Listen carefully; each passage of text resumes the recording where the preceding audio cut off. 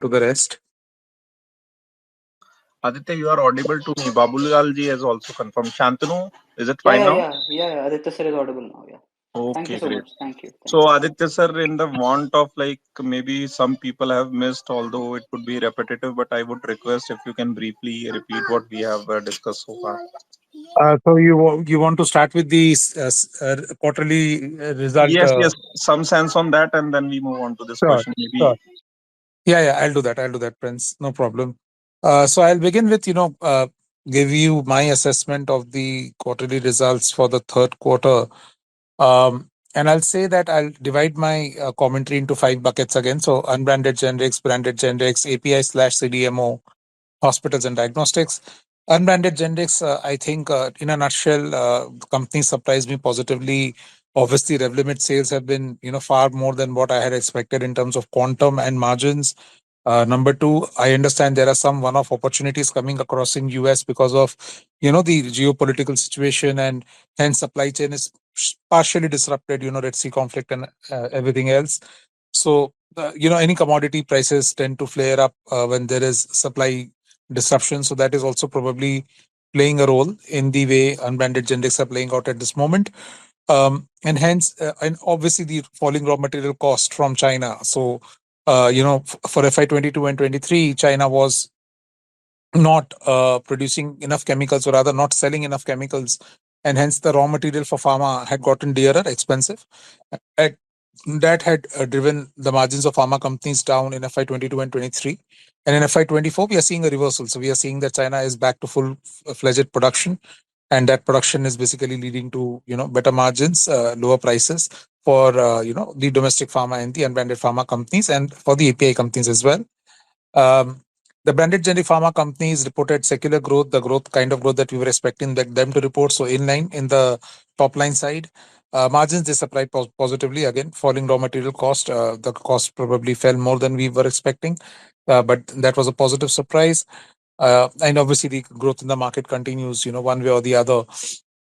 The third bucket, the API CDMO company. So custom synthesis as a business did extremely well. When I say custom synthesis, I mean the CDMO.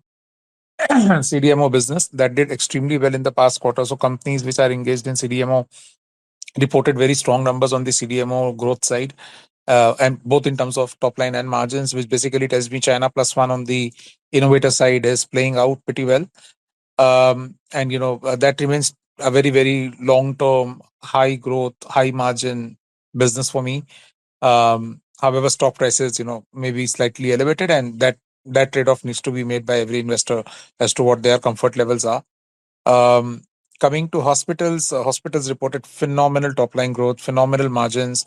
Capacity expansion continues. RPOPs are growing. ALOSs are coming off. So all the metrics are, in the right place. And we have been talking about hospitals as a great business for the past 2 years. We are seeing, some of those reflections now in the stock prices and multiples, and we're also seeing it in the operating metrics of these hospital companies.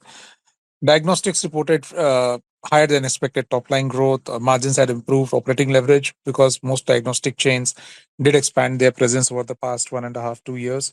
And that sort of expansion is now sort of driving the top line growth and operating leverage in diagnostic stocks.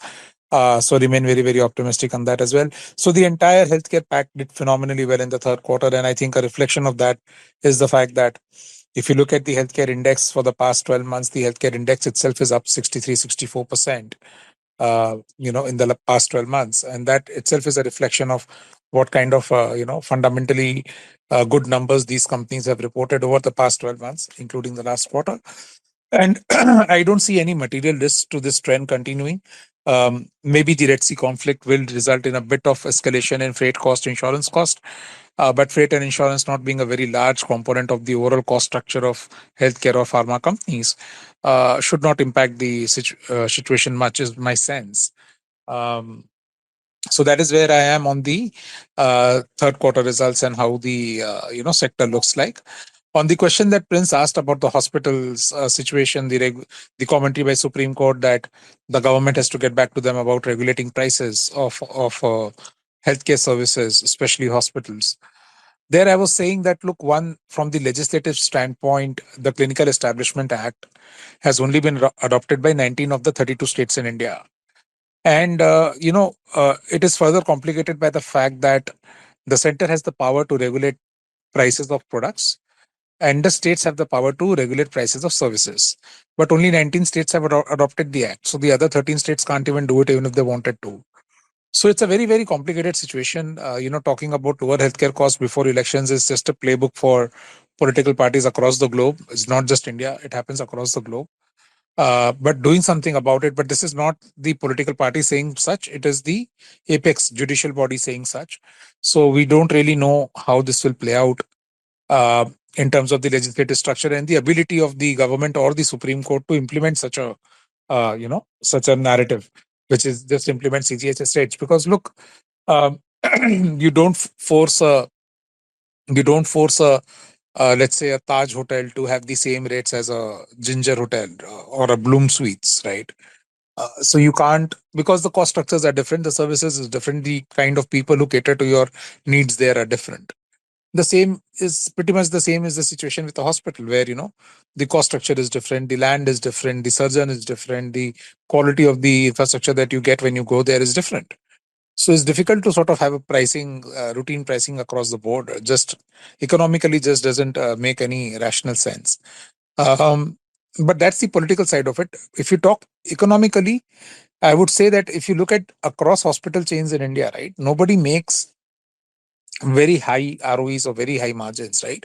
So EBITDA margins for hospital chains range from 12% to, on the higher side, 25, 28%.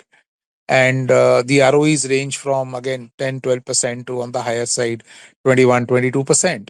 So you're not talking about extraordinary margins and extraordinary profitability that anyways is getting enjoyed by the hospital chains.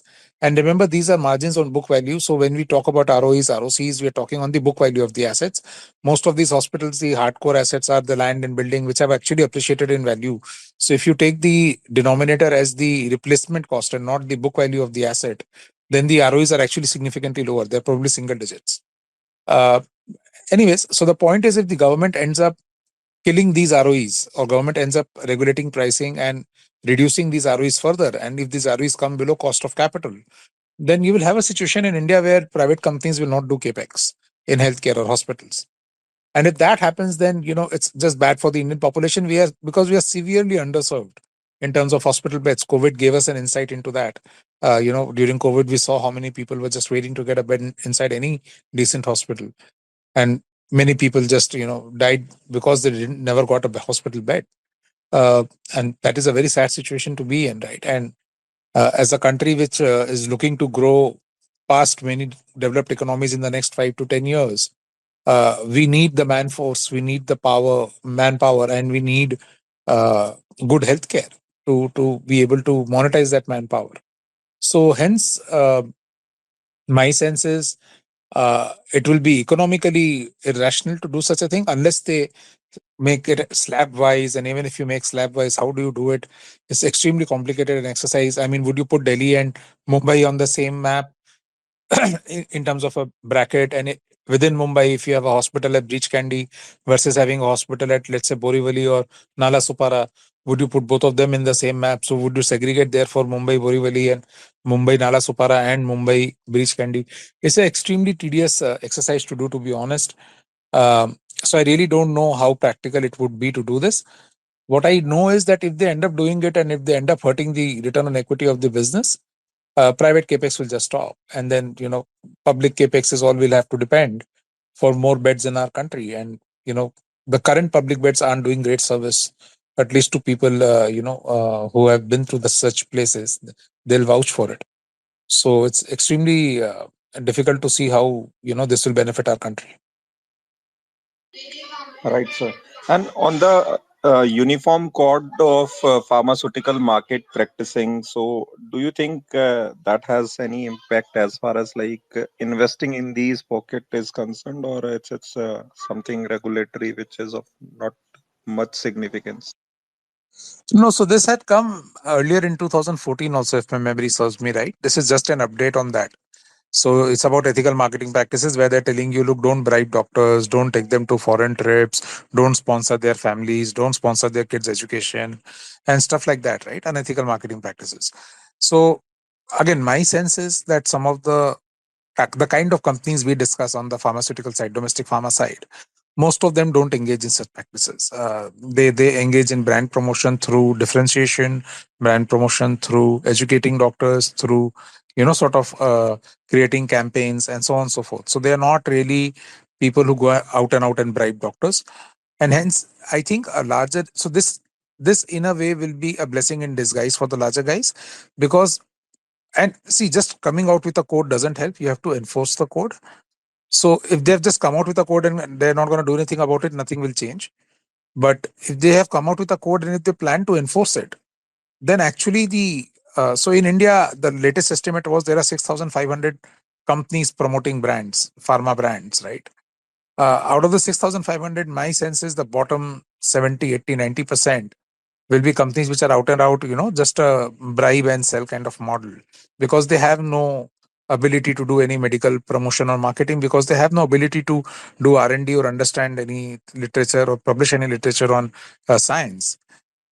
So if this gets enforced, then those bottom 70, 80, 90% of the companies will not have a future and not have a business. And that will be very, very positive for the larger companies, the kind of companies we invest in. So, if at all anything, this code is actually a positive for the listed kind of guys and the good quality guys amongst the listed guys, and negative for the unorganized, mushrooming branded generic players who are essentially out and out sort of incentivizing doctors to write their brands, right? Yeah, so, and that's my take on the promotion code. And this is an update on the previous one. The previous one I don't feel was implemented in spirit or enforced in spirit.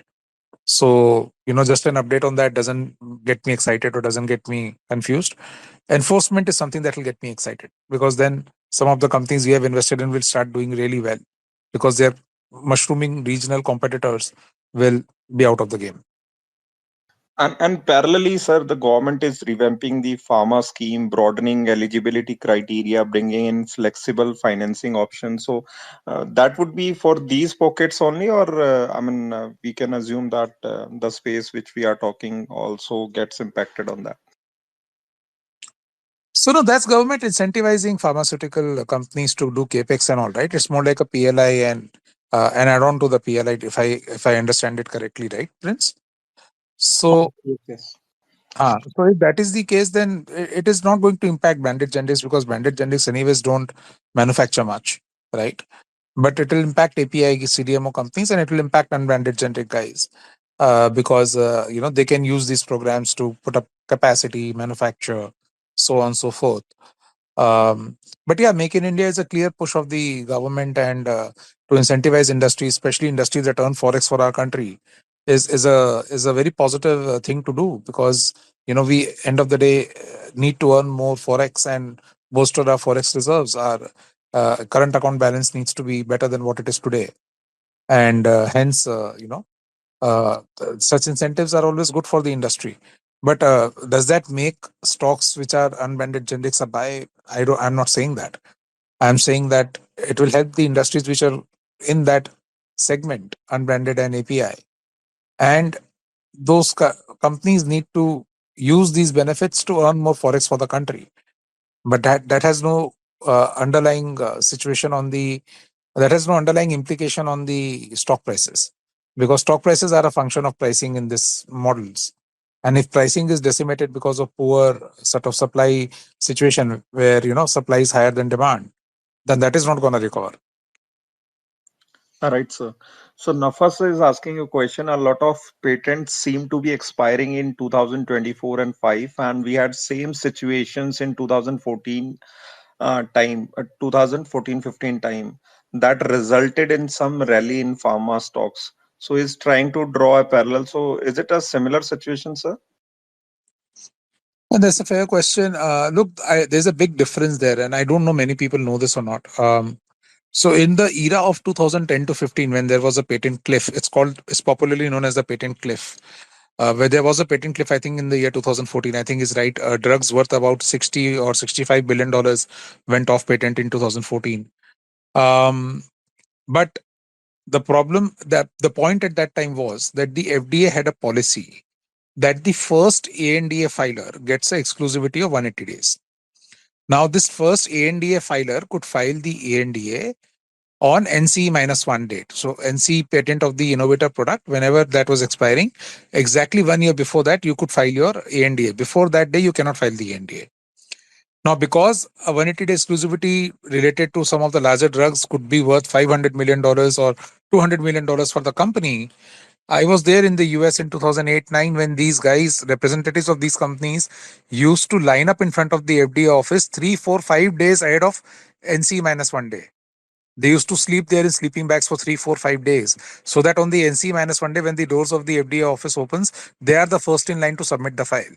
Because that file submission, being the first to submit that file, was worth $300-400 million in revenue, and maybe 200 or $250 million in cash. So it was a lot of money at stake. And therefore, these representatives used to line up 3, 4, 5 days before the NC minus one date and sleep there for 3, 4 days for, getting their turn on the first day. And whoever used to submit the file first used to get the 180 day exclusivity.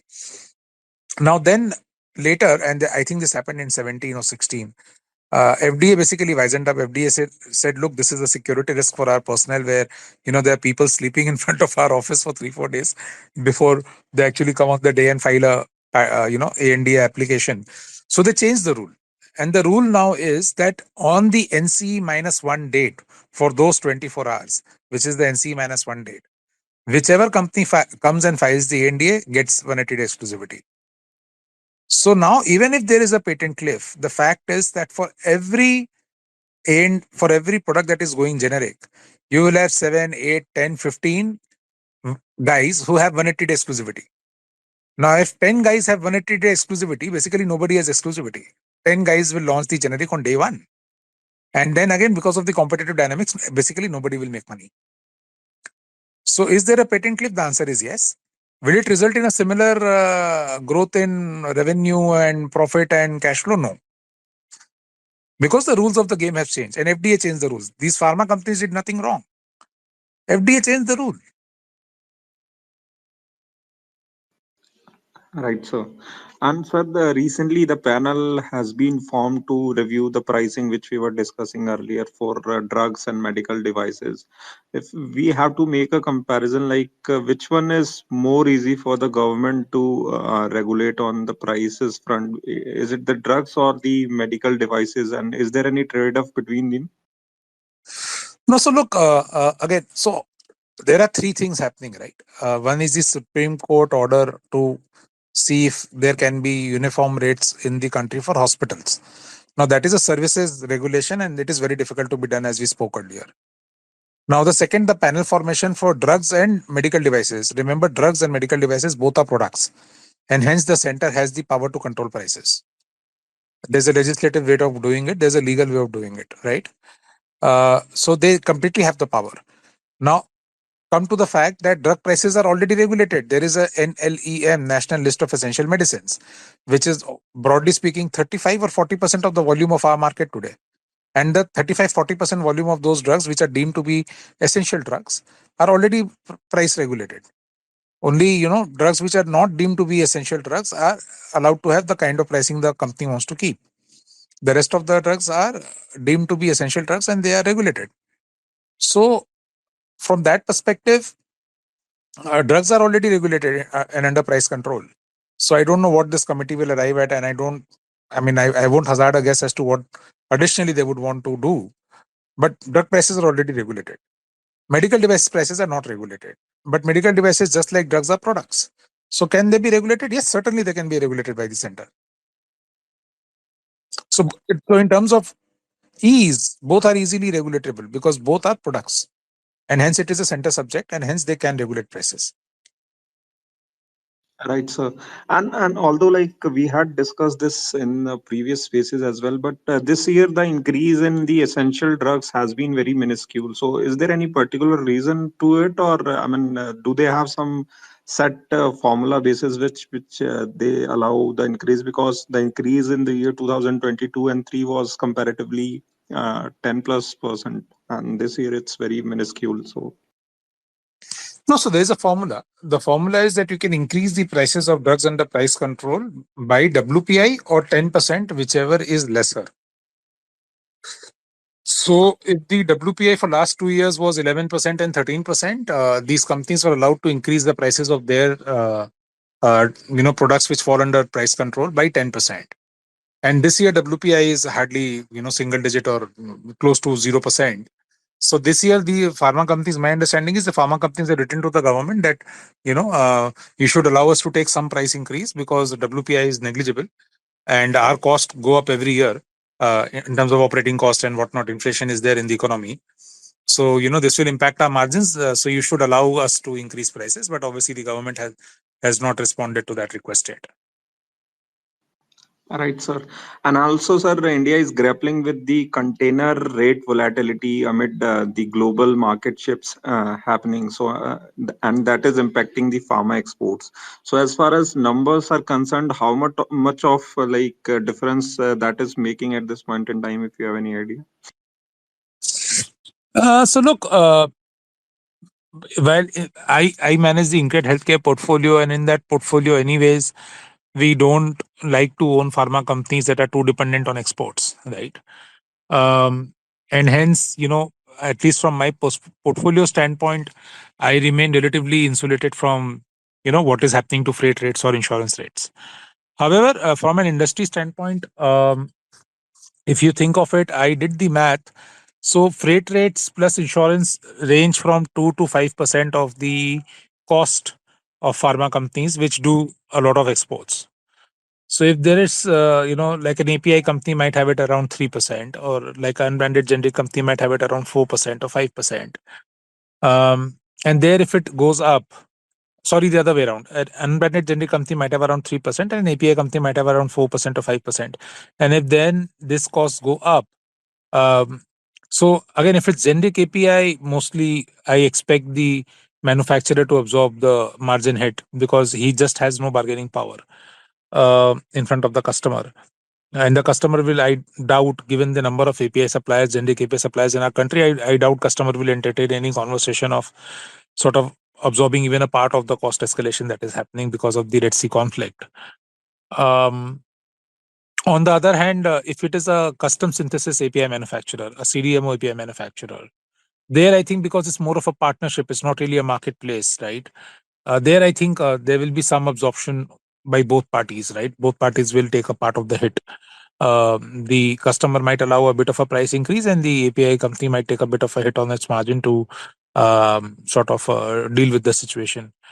But the unbranded generics and the generic API guys broadly will have to take the hit on their P&L is my expectation, and is what I'm hearing from the industry as well.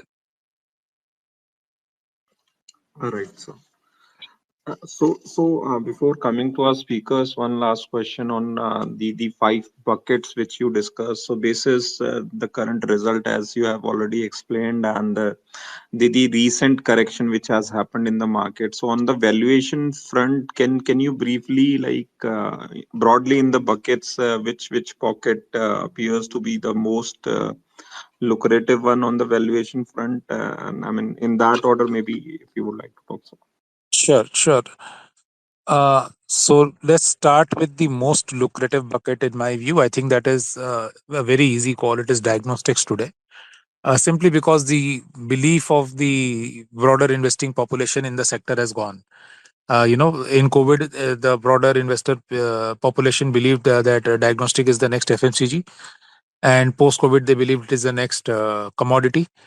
And both were extreme views, and both were wrong in my assessment. I think the right view is somewhere in between. And today, the stock prices don't reflect that reality. I think, or the multiples for that matter, don't reflect that reality. So I think this is one sector that will positively surprise most investors in the next 1 or 2 years. It will not take long for the sector to start reporting numbers which will surprise investors, simply because this is a sector that benefits from higher disposable income, and I expect India to report higher disposable income over the next 2 years. So clearly, I believe diagnostics will do significantly better in terms of what they have done in the last 2 years. They'll do much better in the next 2 years. Um, The second bucket where I see a lot of value is branded generics. Again, insulated from the entire freight issue, insulated from any FDA regulations and any regulatory challenges. Simply a good business model, simply creating products and promoting brands and getting branded cash flows. And yet the stock prices are not really at a level where you would feel scared to invest in them. So that's branded generics. The now coming to the API side, again, generic API valuations are reasonable, but the business model is just so broken. You might find couple of deep value names there, and you might have that trade of 40, 50, 80% return over next 2 years. But by and large, the bucket doesn't look attractive to me. But there are value of deep value pockets within the generic API segment today. Couple of stocks, maybe, or three or four stocks, maybe, out of the 30, 40 stocks that are classified under this bucket. Um, Coming to CDMO API guys, fantastic business, fantastic momentum, but stock prices are slightly elevated. Even after the correction, they remain elevated in terms of multiples, just because it's too talked about nowadays, and basically the buzzword in the industry is now become CDMO. Not to say that you won't make returns if you held these stocks for 10 years, but would you make money in next 1 or 2 years? I mean, the stock prices seem a little higher side to make reasonable returns to me. So maybe go slightly lighter on that pocket for now, and then later ramp up if you're looking at near-term returns. If you're looking at a decade or two, doesn't matter. Just keep accumulating at every dip that and keep it for your children's future. Um, Last but not the least, the hospitals. So very few hospitals today um, show any traits of value in terms of the stock prices or multiples. But the business is good, robust. So again, if you have a 10-year view, no problem. If you have a 1 or 2 year view, I doubt if hospitals will make very good returns. So you have to be cognizant there. Uh, but that's at a bucket level. Within hospitals, there are a couple of stocks which are very attractive, and both on valuation multiples and the way business is ramping up. So happy to be a holder there, but not really on the bucket level. Not very happy with the way the bucket has been priced today by investors. I think too much cash generating too little assets there in the hospital side. And the least attractive to me today is unbranded generics. Obviously, they've done phenomenally well over the past 2 years. Some of these stocks have doubled, trebled. Larger cap companies have doubled, trebled over the last 2, 3 years. Caught me unaware, no doubt. I was not expecting one-off opportunities like Revlimid to get 20, 30 P multiples like it's getting. But, Bhau Bhagwan che. So they are getting that multiple, and one has to respect that. But post Revlimid, now what? So now Revlimid is in the base. Now how do they grow? And Revlimid will go out of the base in FY26. Then what happens? So then, those things sort of keep me away from unbranded generics even today. In the Incred Healthcare portfolio, we have approximately 25% weight in diagnostics compared to 2% in the BSE Healthcare Index, which is the index we track. We have about 30% branded generics compared to 22% or 23% in the BSE Healthcare Index. We have about 10% hospitals compared to 16 or 17% hospitals in the index. We have about 20% API versus 15 or 16% API in the index. And we have 0% unbranded generic compared to 47, 48% in the index. So that should give you a relative sort of picture of where I stand to the potential returns of each of these buckets. But my view when I manage this portfolio is always next, 1, 2, 3 years. It is never 10 years because my investor money is not for 10 years. But so if you're investing in your personal capacity, your view can be 10, 20, 30-year view. Then the allocations will be different from mine. Right, sir. So we are also joined by Unseen sir, Sajal sir. Although you had said that you will be a patient listener today, but again, if any questions or any comments to make, then we go on to next speakers. Yeah. No, hi Prince. Nothing to add.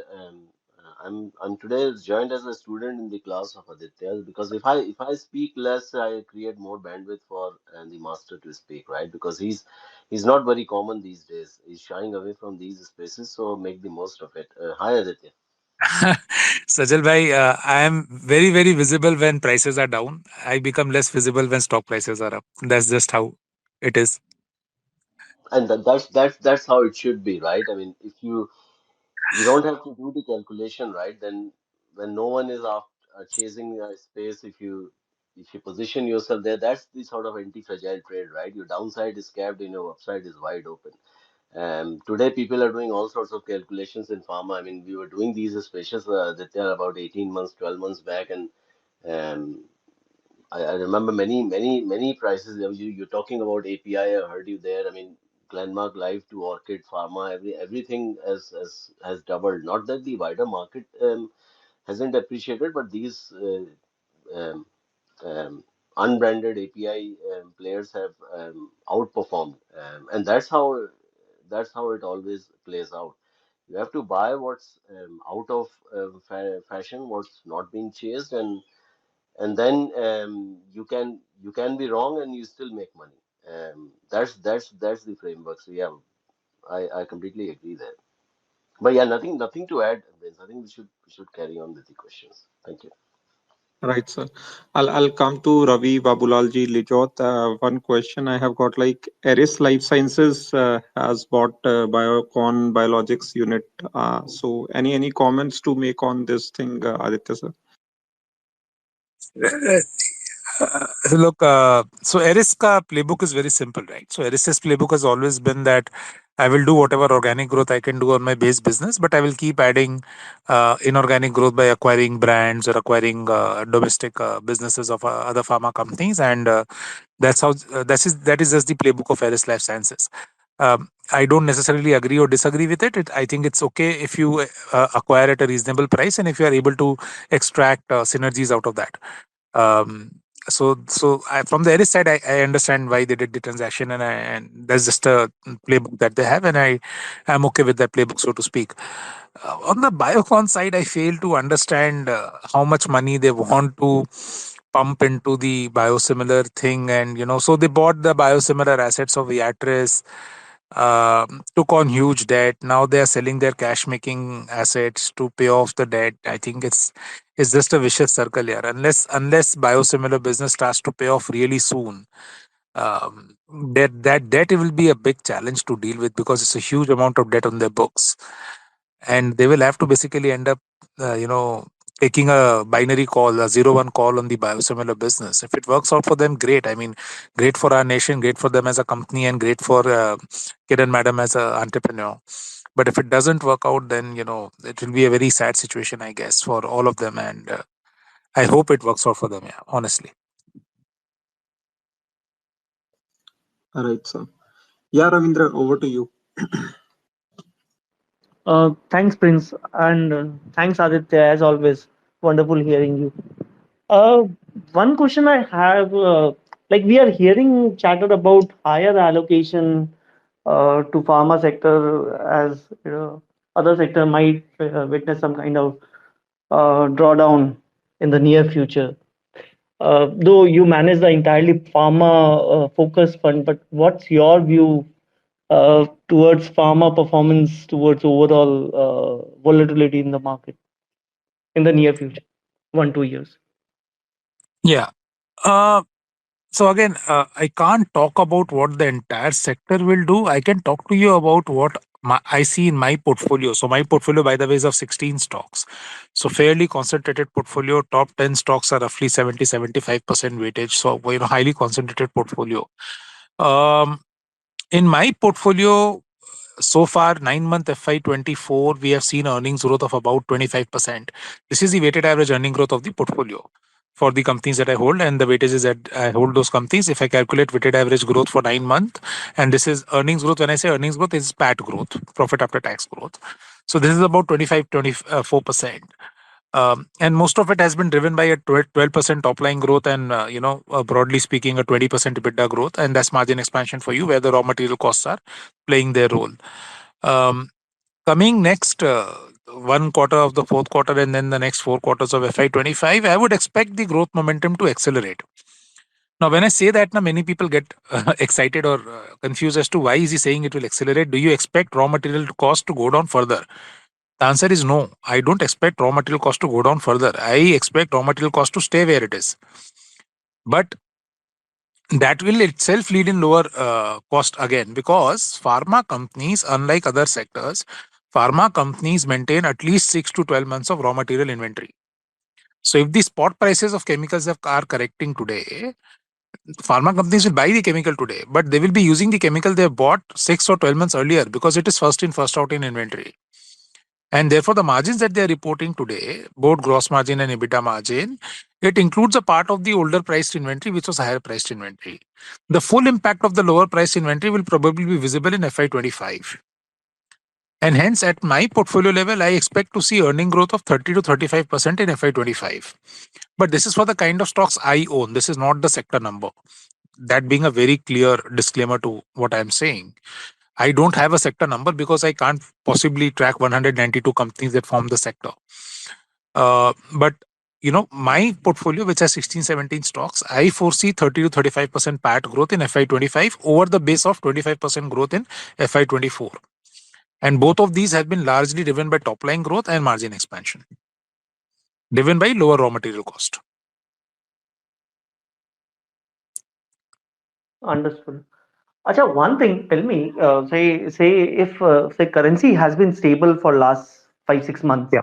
uh, and if it remains so because of the reason of bond inclusion or our net imports level as a overall is coming Yeah. down, how much it will impact on a margin, maybe on your portfolio 16 17 companies, or a general picture overall? Okay, how much we are dependent on importing raw material for the pharma sector? What percentage of our cost comes from the imported material, and how much as an industry we export?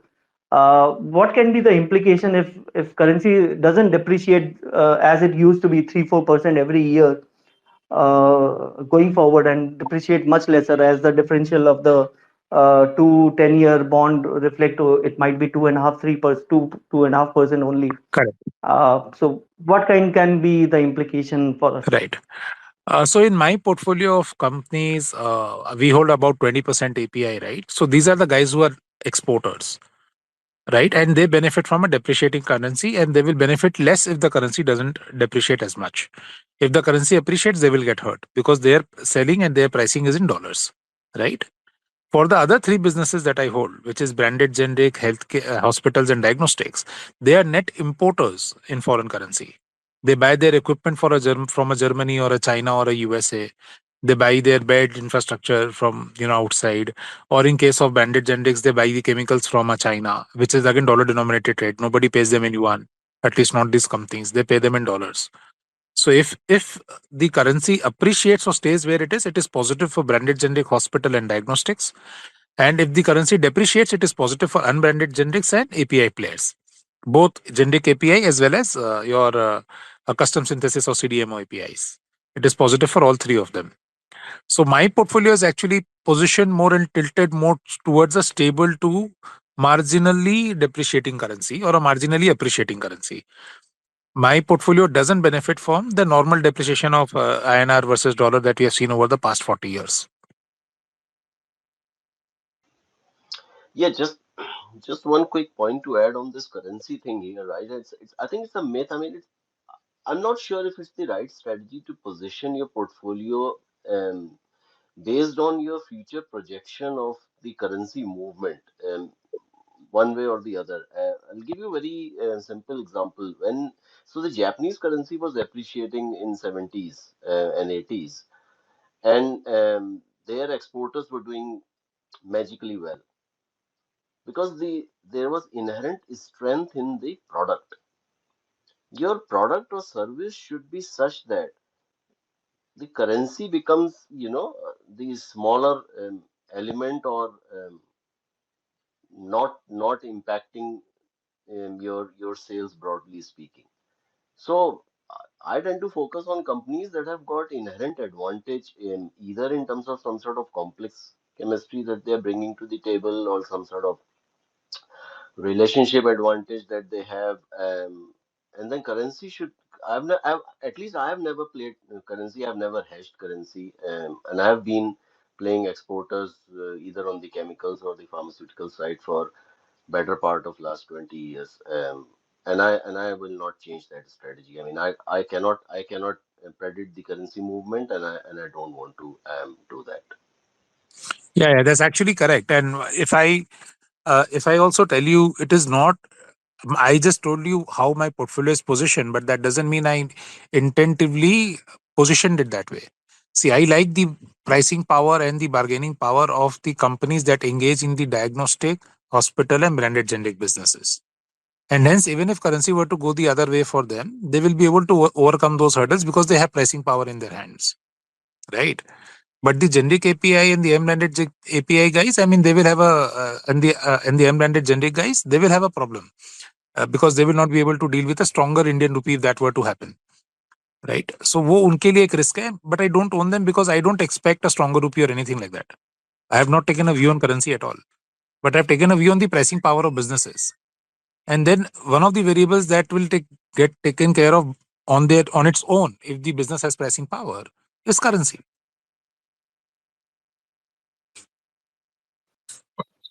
Acha, one question on what we were discussing on hospitals and the Supreme Court directive. What percentage of, since you were talking about state having the power for services and center doing it for the product, what percentage when a hospital sees the revenue, uh, uh, any idea of roughly split between the product and services?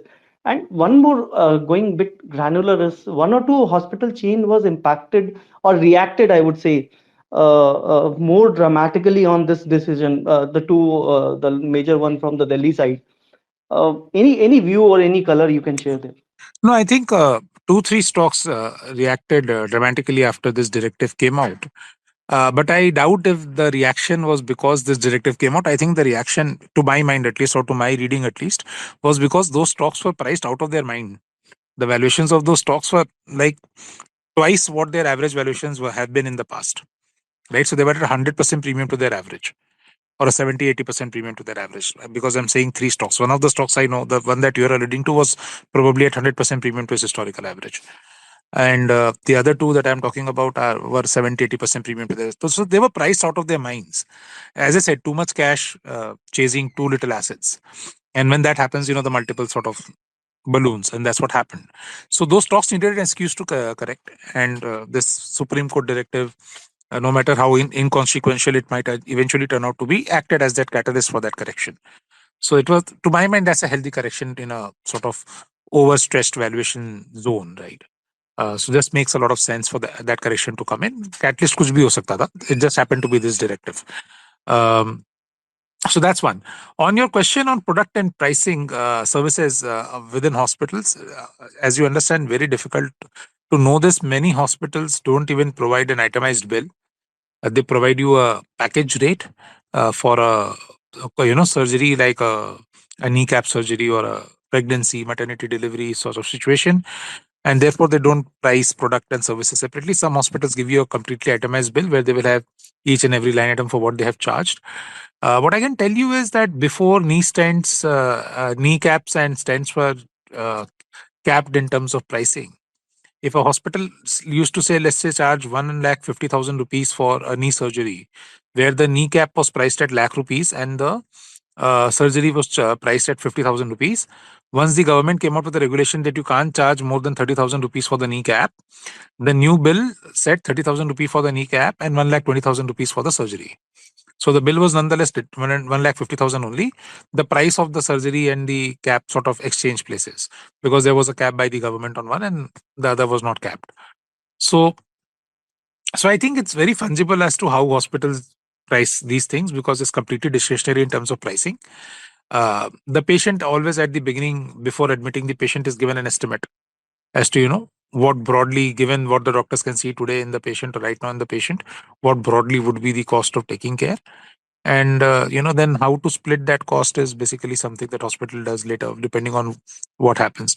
So we don't have a clear insight into how much, and then this will keep changing because the government keeps pricing stuff within hospitals, uh, especially products. If they keep pricing caps on products, then you will have services costs going up far more. And if they try to price services, then God knows what will happen next. So yeah, I mean, I hope I didn't confuse you more. No, no, but your example was very great here. I didn't thought about the what happened for the kneecap and the stent thing. Actually, we also joked in the office, yeah, when this regulation came for the pricing, we were discussing पहले lawyer का supreme court में lawyer का pricing को cap करो, फिर यहाँ पे देखना, अपने ही घर में देखना. So नहीं नहीं वो I'll tell you. अरे यहाँ पे आदमी पॉसिबिलिटी है बच के तो आ जाए, वहां पे तो बचना ही चांसेस बहुत प्रोबेबिलिटी कम है. नहीं, that's a good antidote, but look, anecdote, sorry. Pharma का आदमी एंटीडोट ही निकलता है मुंह से. The point was that you know what happened because government put a cap of 30,000 rupees on stents, and it is regardless of what kind of stent it is. The cap is 30,000 rupees. Now there are drug-eluting stents. Drug-eluting stent is basically when you put the stent inside the heart of the human, the stent itself starts to emit a bit of a drug substance in the body of the patient, which is required by the patient and the heart. Drug-eluting stents, and then there are bioabsorbable stents. Those stents basically disappear within the heart. They dissolve within the heart. So these stents obviously cannot be purchased even by the hospitals for even 30,000 rupees. Forget about billing it for 30,000 rupees. So now these stents have vanished from India. So now if you are a higher upper class or a rich person in India and you need a bioabsorbable stent or a drug-eluting stent, you have to go to Dubai or Singapore to get your surgery done. You can't get the surgery done in India. Because government allow नहीं करेगी price करना 30,000 के ऊपर, और वो stent आएगा ही 50,000 का hospital को, तो how will he bill it for 30,000? जेब से तो पैसा नहीं देगा ना for your health. So there is downside to regulation. I think government needs to understand that. The upside may be voting, but the downside is the health of the patient. लेकिन इसमें हमेशा क्या होता है ना, गवर्नमेंट से आता है, ये कोर्ट से आया. I am not sure about historical, ये थोड़ा अलग नहीं है? नहीं अलग है, बिकॉज कोर्ट से क्यों आया, I don't know if you know the background. ये PIL फाइल किया था एक NGO ने, that the hospital prices are too high in India. That was the PIL, okay, in a nutshell. And there were certain examples, obviously, as always, case studies that they would have selectively chosen and submitted. And whoever the judge was, said that, okay, we need to do something about this. This is not what hospitals are meant to do, in his view. See, Supreme Court can ask the government to do something, but if tomorrow Supreme Court says, okay, I am passing the law that all hospitals in India will have to charge CGHS rates, and hence as a result in Mumbai, Nanavati closes down, Jaslok Hospital closes down, Apollo Mulund closes down, Fortis closes down, then वो patient को क्या वो Supreme Court वाला संभालेगा? नहीं ना. And why will they run? Because at that price, marginal costing भी नहीं आएगा. Right. Yeah, very true. What you mentioned about that replacement cost, तो किसी का भी single digit ROE के ऊपर बनता भी नहीं होगा. नहीं बनता है. I remember in 2015 or 14, 2015, I met Apollo management in Chennai in their office. They told me their estimate of their ROE on their replacement cost is 3%. At that time, their stated ROE was 11%, which is on book value. True, yeah, true. अच्छा, एक I just वापस से वो जो hospital वाला we were discussing. Say the two hospital I was referring to, one was Fortis and one was, I guess, Max, which saw the dramatic one. Yeah. Do you believe Fortis is also very expensive? यार वो आप देख लो historical multiples क्या रहा है Fortis hospital का. नहीं, historical तो यार उसमें इश्यूज वाले भी बहुत सारी चीजें हैं. हाँ, but do you, I mean, are you sure that the issues are behind you? I mean, I think that's the bigger challenge here. Basically, if I look at Fortis, majority of its value comes from the hospital business, but a large chunk of its value also comes from its diagnostic business, which is SRL. And if you look at SRL's numbers and if you compare it to a Dr. Lal or a Thyrocare or a Metropolis, you'll get some picture.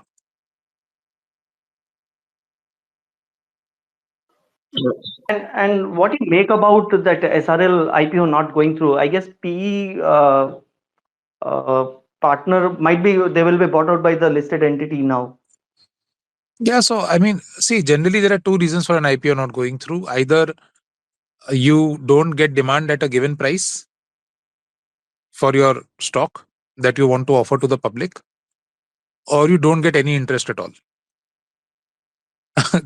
Because company को अगर fund raise करना है तो It will either have to decide कि भाई इस price के नीचे नहीं करूंगा, and अगर वो price नहीं दे रहा तो नहीं करना है मेरे को, which is what basically Intas has been doing for the past decade or so. The price they want they don't get, and then they don't come to the market. And the second is that you go to the market with an open mind. Let me see what price I can get. You just don't get enough interest to do an IPO. All right, sir. Sure, yeah. Prince, you can take Right. over. I guess lots of people are waiting. Yeah. So Babulalji, if you have any question, you can come next, and then Lijo. Yeah. Hello, everybody. I was making API right from 81 to 90, and I'm in specialty chemical. I do not know much about formulation other than cosmeceuticals. So my take on API companies is those who can reduce their cost rather than selling the price.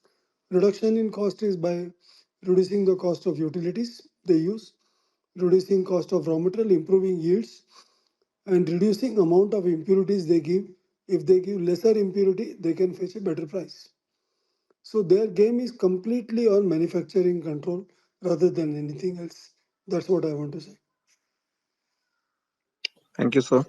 Very well said. Very well said, Babulaji. Thank you so much for your inputs. So Lijo, you can unmute and ask your question. Hi, Aditya sir. Hope you are doing good. I'm doing good, Lijo. How are Yeah, you? good. Actually, my question is on hospital consumables, and the stock is the company I want to ask is about polymer. The thing is that recent action, like they will cap on the things, no, like uh, we Yeah. are discussing. So will it affect these Yeah. companies? And second thing, what is the government going to charge for the skill of the doctors? Apart from all these consumable things. Yeah, really, I'm asking that because I know the surgeons who is doing some extra kind of laparoscopic notes and all. They will put some extra notes and all. Will they? Will they can? They can. I know, Yeah, yeah. yeah, you understand that now. So look, I am in the same camp as you are, Lijo. I don't know how you can do this, right? Yeah, How you can match the cost of a surgery done by a Naresh Trehan versus somebody, who just became a surgeon, yeah. right? That's the So thing. can you ask can you ask both of them to operate at the same cost? If not, then how do you regulate pricing of these services, right? I mean, that's exactly what I've been saying.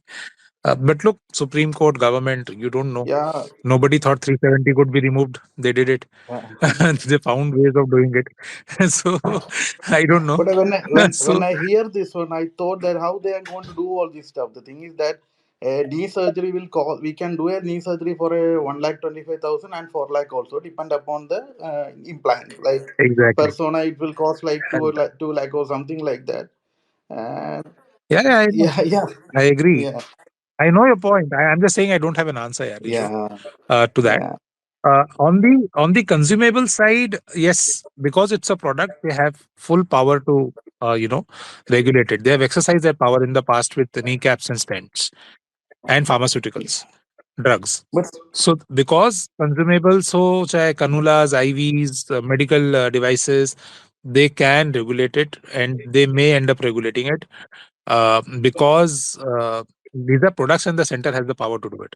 yeah, but still, अब उसमें भी one can argue that the quality of one consumable versus manufactured by company A versus another consumable manufactured by company B, the quality might be very different, but the pricing cap will apply to all. yeah, sure. But so we need to So you compromise. know We how need they to deal with that. compromise on the quality then. So that is where I gave you the stent ka example. Na? A drug-eluting stent and a normal Chinese stent, both being capped at 30,000 was illogical, no? But it's done. Yes. Thanks, Lijo. So Yeah, and one more thing regarding the new molecule by Wockhardt. Will it go through? What is your view? No, apart Lijo from will the take it apart offline. from the investment side, I want some companies to be come up with a new molecule. Like I am seeing, like we are copying the things. We have the APIs, we have the CDMO, so whatever it may be. But I want to see the companies going for the innovation, and none of the investing community is behind these startups or behind these new molecule kind of thing. All want to make some money and just like leave it off to the US people to find some new molecule. So I am hoping they will come up. No, that's true. I get it. I get your sentiment, and I understand and I appreciate the logic behind that sentiment. So I'll tell you what. So the Wockhardt announced that they had met some clinical endpoint, right, in a trial for their antimicrobial resistance drug, right? Um, you study the trial design and you compare it to trial design of other drugs. That will give you an answer to your question. So if I am a pharma company, I have the ability to design the trial in a manner that it is geared to show successful results. But are those results therefore acceptable to the regulator? Probably not, right? Because the design itself is geared to show success.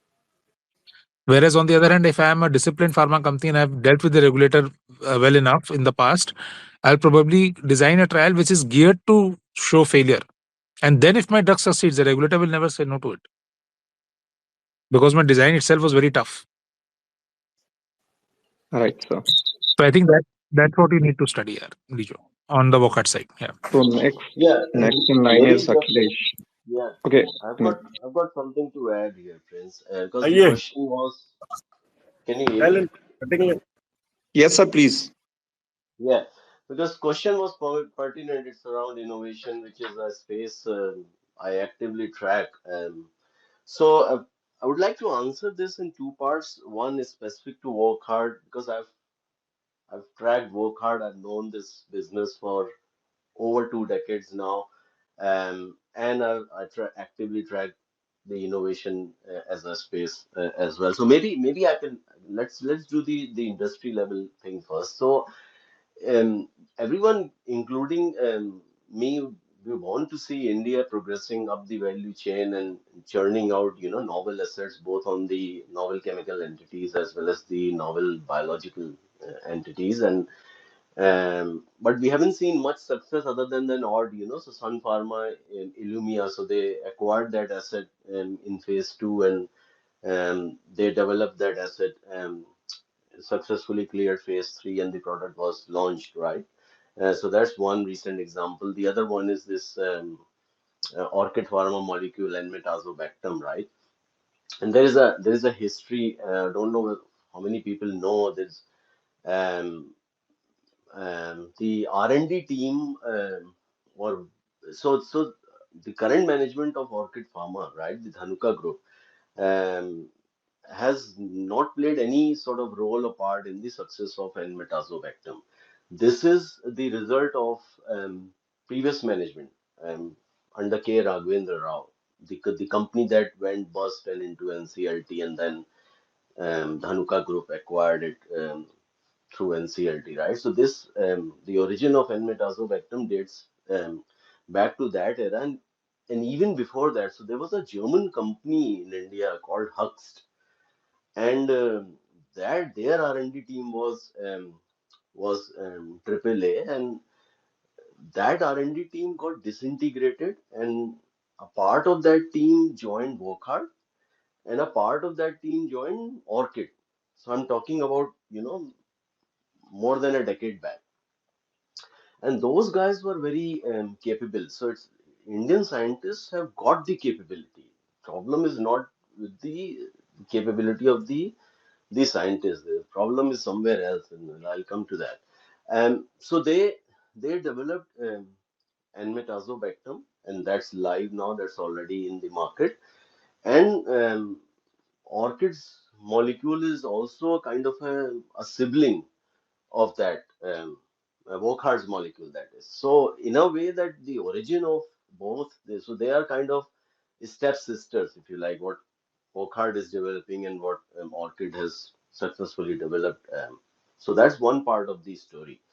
And the reason India is not doing well is because we don't have that culture of constructive failure in our social fabric.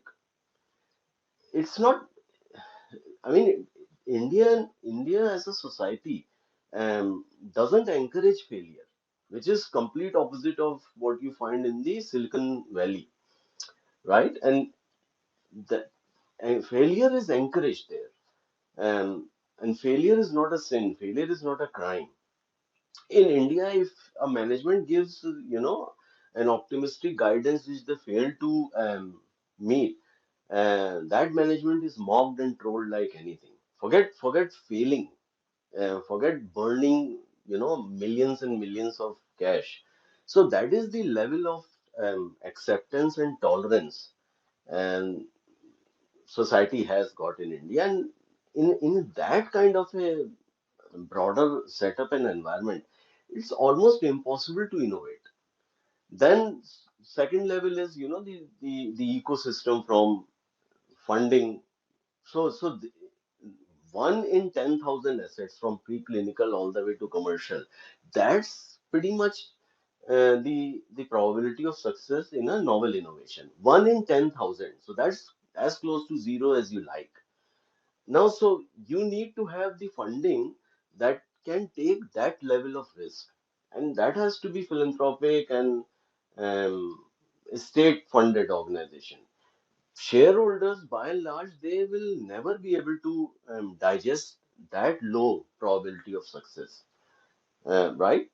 So that's another reason. And then, of course, you have the other ecosystem of the academia collaboration, so on and so forth, which is very common in the US. And that's the reason Silicon Valley is miles ahead of even Europe. Failure is not encouraged even in Europe, right? It's very conservative society. And India is kind of one step down compared to even Europe, right? So that is one reason at the industry level, and I hope things um, change. And I see some early signs with young entrepreneurs. I see a lot of young entrepreneurs backed by funding from their parents. So they take that risk because their downside, they have a floor. If they fail, they can go back to what they were doing. So that risk-taking entrepreneurial cult is kind of slowly developing in India, but we are not there yet. But yes, I'm hopeful that we'll get there in a decade or two. So that's at the broader industry level. Sorry. नहीं नहीं सजल भाई, this is the pleasure of having you on the call. एकदम opposite हुए. From the investor standpoint and from a academia standpoint, ये हम लोग दोनों का combination, ये जो clarity लाते ना call में, is amazing. Look, Raghvendra Rao did start Entem as a back time, and he ran his company into NCLT in the passion, Yes. and and he didn't give up his dream. And even Orchid does not take credit for developing this product because they know they didn't develop it. But even the older Orchid management does not take the credit for this product because they only did the preclinicals. Phase 1, phase 2, phase 3 was outlicensed to a European company called Correct. Electra. Correct. Electra ने किया है. तो वो lack of manpower जो सजल भाई बोल रहे हैं ना, so lack of manpower, lack of scientists in India who have the ability to go through a trial and error phase for 30, 40 years. That is the challenge. And the lack of an entrepreneurial mindset to keep funding those scientists, keep funding their salaries, giving them progress, growth despite failures. That is the challenge. वो नहीं है यार, अभी उस level पे नहीं आए. तो चैलेंज तो है बॉस, इनोवेशन में बहुत बड़ा चैलेंज है. Purely indigenous success, end to end success India में अभी भी नहीं है. Sun's Ilumya bought from Merck, developed here. Orchid entomazobactam, preclinical done in India by an Indian company, then out licensed for phase 1, 2, and 3, and so on and so forth. End to end indigenous एक भी product नहीं है अभी भी. Correct. And I give credit to the Sun Pharma scientific team because they developed that phase three. They they bought that product Illumia that is in phase two. So this is Correct. the complete opposite. So this is one real evidence of Indian scientific capability, taking that product in phase three and making it a success. And Hmm. in that context, I think Sun is perhaps the only company in India that has been kind to the shareholders by demerging Sparc, which is Yeah, their R&D arm, right? So and if indeed. you look at the operating cash flow of Sparc, it's all negative. The Spark has never Hmm. consistently made positive operating cash flow since inception, right? So they've been burning cash years and decades, right? And if you take the the compounded cost of that capital spent over 20 years, and you should be calculating the return on investment whenever you get that success, if you get that success on that opportunity cost of capital. I could have invested X amount of money in, let's say, Torrent Pharma 25 years back. And I could have invested X amount of money in an NCE research 25 years back, right? So I'm talking about, let's say, 90s. How do you compare the outcome? After 25 years, you have got a 500 bagger, an annual dividend paying, cash throwing Torrent as an asset, and you have got the other NCE asset, and that is still asking for more money. So Yeah. that's the model. I like the model where my downside is almost nothing. So I know my floor and my upside is wide open, which is completely opposite of this NCE model. But coming back to Sun Pharma, you know it, Aditya, but for the benefit of others, that's the model that none of the other Indian companies from Biocon all the way to Lupin have followed. So Biocon, as an example, they burn money in oral insulin for good 16 years before giving it up. In pharmaceutical drug discovery and development, there is a very basic rule, and the basic rule is fail fast. Fail fast and fail frequently, learn those lessons and move on. You are not allowed to fail after 16 years, 16 long years. If you, if you, if failure is your destiny, you better fail after 1 year, 2 year, 3 year, preclinical or phase one at max, because then your cash burn is very limited. You're not allowed to fail after 16 years. So that's a bad decision making. That's a bad strategic call. And you went after that molecule, and all the shareholder money is now down the drain, right? So that's on the Biocon. And coming back to Sun Pharma, so that's a good model. And now how do they fund Spark? Because Spark, as I said, is not making any operating cash flow. So someone needs to fund it. Banks will not fund it because there is no operating cash. So banks will not give any loan. The other option is the promoter funding. And how? What's the legitimate way for promoter to fund it? Through the rights issue, which not many shareholders will subscribe. So Mr. Dilip Sangvi ends up subscribing majority of the rights issue, and that's how they fund it. Or you get funding from Azim Premji, Bill Gates, so those kind of philanthropic organizations, some government charity funding, that kind of thing. That's the only source of funding, and there is no operating cash flow in the company. So that's another challenge. But the good thing is that the shareholders of the listed Sun Pharma, they're not paying for that. So you have that flexibility. If other large Indian companies from Zydus to Biocon to Lupin, because everyone has got this big hidden aspiration of turning or churning out an Illumia, because everyone wants to be a Sun Pharma. Even Sun Pharma, we would like to see how many more molecules can they build using the platform, the Illumia platform, right? Because one odd lucky outcome or a one big positive black swan should be followed by multiple, because then it brings credibility.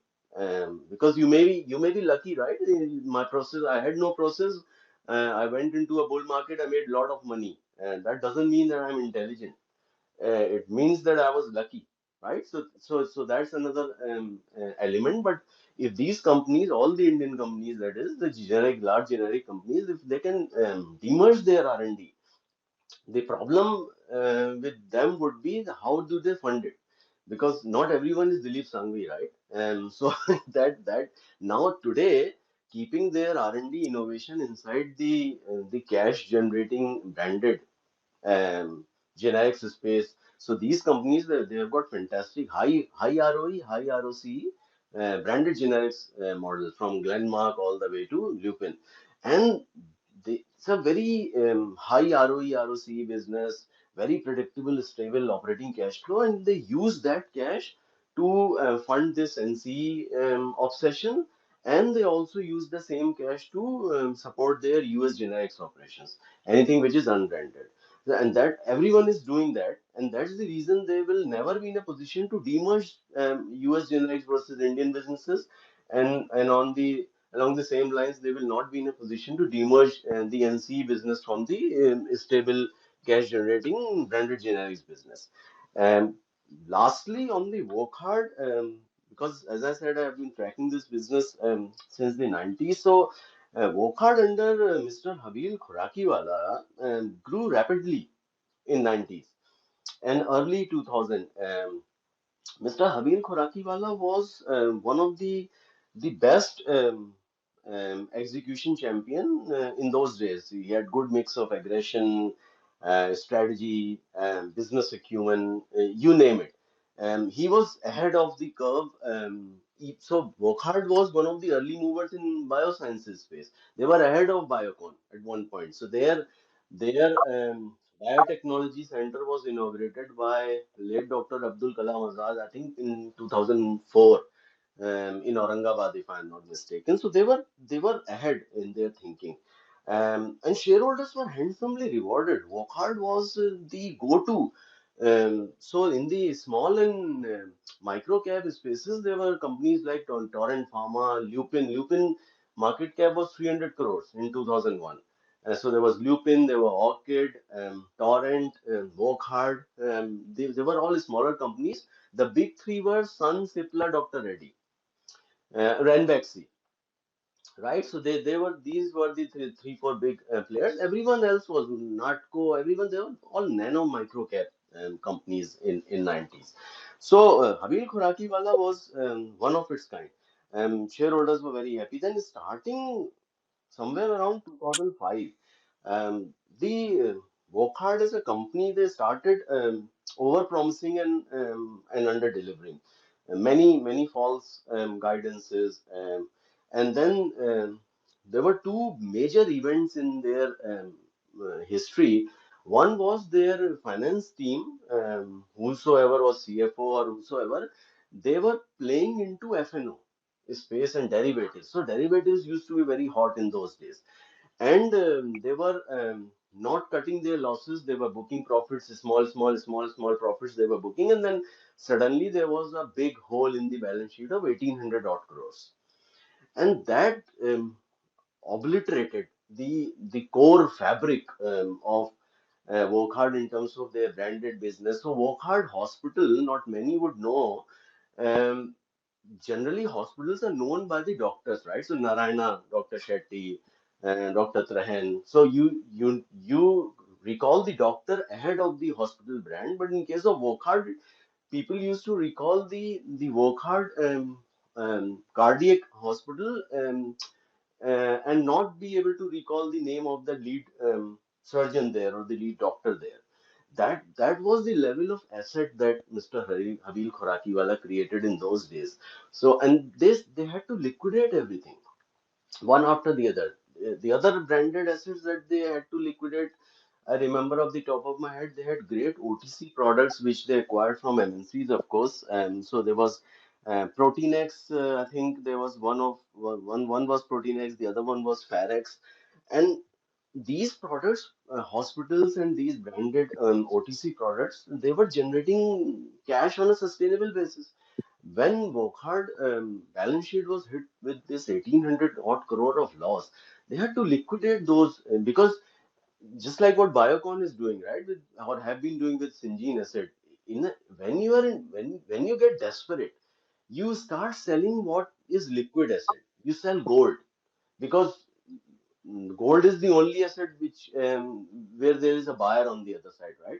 So Wockhardt did the same mistake, or they were forced to. There was no other option for them to survive, so they had to sell all their golden assets, and then the second wave came from US FDA, the non-compliance, and it was a massive failure on their compliance part, and somehow the arrogance, I think, of the management. So the second generation wasn't anywhere close to senior Khorakiwala. The management perhaps became arrogant. I don't know. The non-compliance of cutting the corners, it was a massive data falsification. And so US FDA started obliterating their assets one after the other. First, I think was Valuj, second was Chikalthana, and third, Shendra, which was their new plant, and everyone was confident that it will get qualified. US FDA obliterated that as well, and the non-compliance show was not restricted to India. Even Morton Groove, which was the US asset, US FDA took that one out as well. So one after the other, um, following one asset after the other, it was a kind of a trail of this synchronized carpet bombing of their assets, and all the assets are out of that compliance. And look where Wockhardt is as an asset today. If you track their operating cash flow, so from an anti-fragile management and an anti-fragile business, it went deep into fragile management and fragile business, because the second generation was not comparable with what Mr. Havil Khorakiwala, the kind of competence, the capability that that guy had. And again, age is a big factor, right? You could only do so much, and the second generation, they should have hired a professional. So something like what RPG Life Sciences or JV did, right? And they've got professionals managing the company. So when I think somewhere around mid 2004 or 5, uh, the ideal strategy, again, benefit of hindsight, if you wish, Wockhardt should have hired a professional like Yugal Sikri or someone to manage their operations rather than relying on the incompetent second generation. I hope that that's helpful. Anything to add, Aditya? No, no, you summed it up beautifully. I mean, unfortunately, I have also been tracking Vokat for about 2 decades now. Mm-hmm. Uh, and I have seen. I mean, I was reliving each and every moment as as you were narrating it. Yeah, I mean, honestly, what potential the company had? Yeah, what potential it had. They killed But the. I mean, I was a shareholder, right? And starting late 90s all the way so to was mid I. 2004, 5, 6, 7.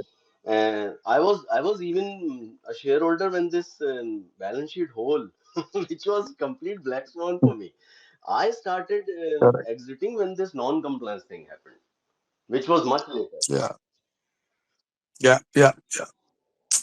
Anyway, Sad stuff. yeah, Yeah. yeah. Let's move on, Prince. Yeah, Next. Aditya.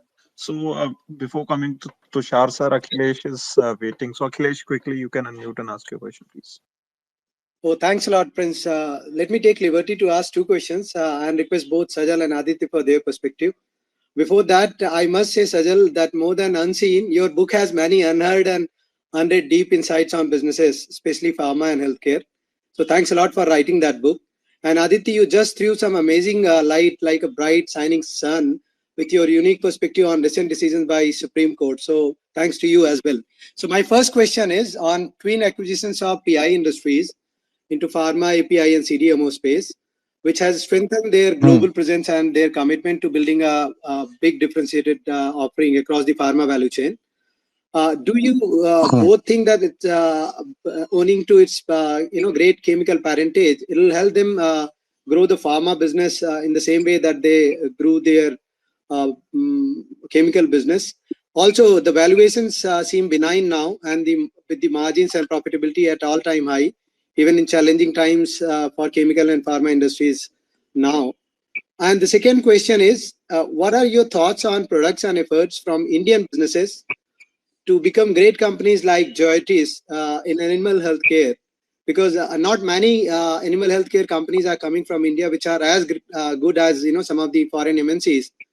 So these are two questions. And just for the disclosure, I own both PI from 2013 and Hester from 2016, which is testing my patience now, and have started buying again in 2024. Yeah, I empathize. I empathize. First of all, thank you for your compliments. I'm sure Sajal Bhai's book is actually an amazing book to read, and I loved every page of it. And yeah, the hospital perspective is just what I think is my world, my brain. I don't know how much of it made sense, but that's how I look at it.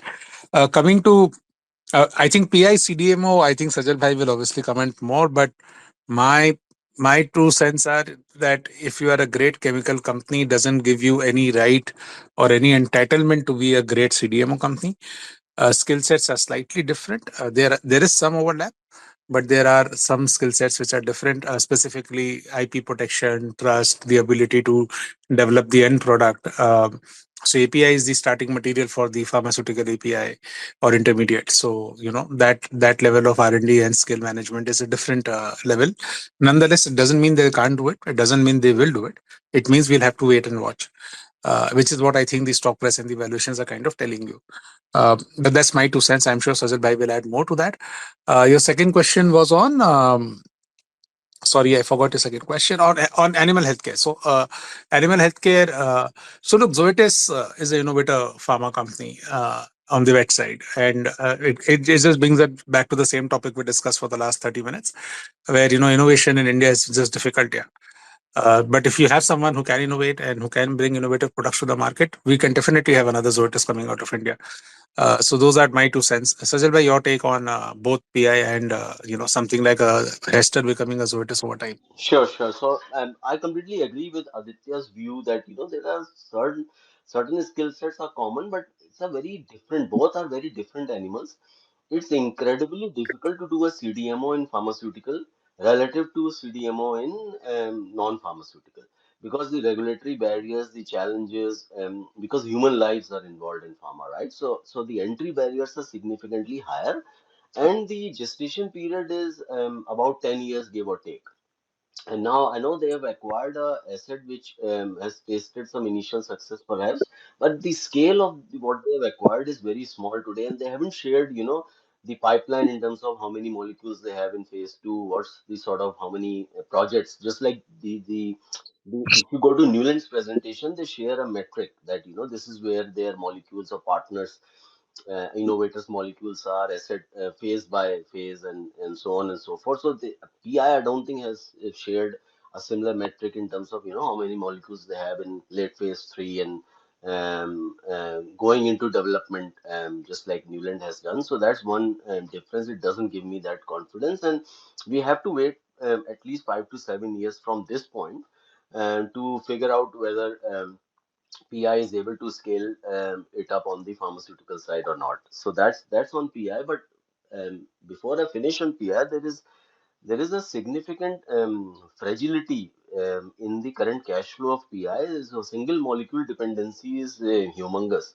So if you look at the EV EBITDA, I mean the valuation of 25 times, I think the peak was somewhere like 40x EV EBITDA. And I've got this rule of thumb, right? Even in pharma, Biocon, I played the same trade. 40 times EV to EBITDA in an unbranded business is a 9 out of 10 times is a sell. 40 times EV EBITDA in unbranded business, 9 out of 10 times, it's a blind sell.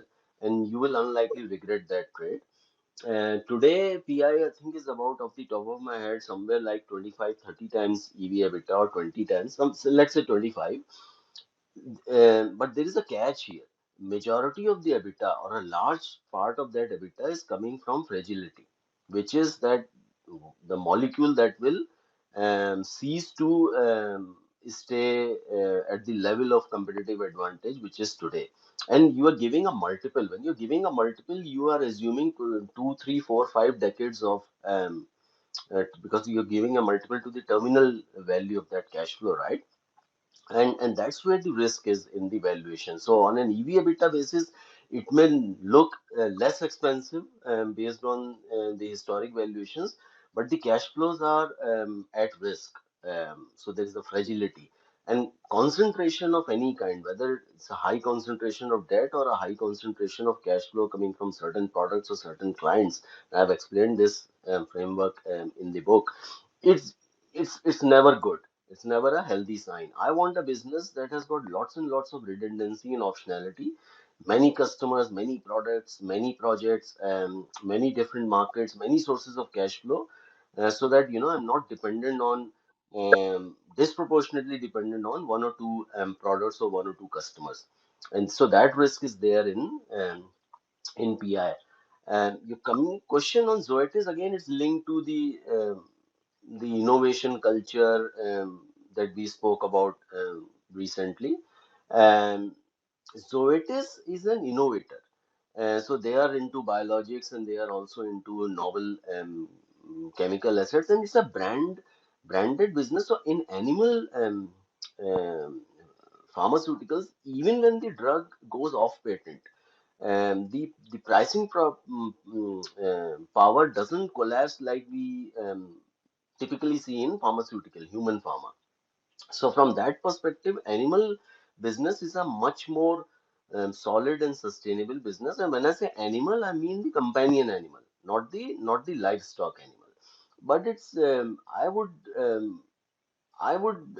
struggle to compare any Indian company with Zoetis. Not even today, even I think even 10 years out, we would unlikely find an Indian version of Zoetis, because again it's Zoetis is an innovator. Just like we will unlikely find an Indian version of let's say an Amgen, even 10 years out. The best play for Indian companies on the animal healthcare side is either through the CDMO relationship, like Syngene is doing with Zoetis, and they are their development and manufacturing partner for biologics. And I hope more molecules will come to Syngene, because once you have proven your competence and capability with one molecule, you invariably get more molecules from the same innovator and also other innovators as well. So that's where I would like to leave it.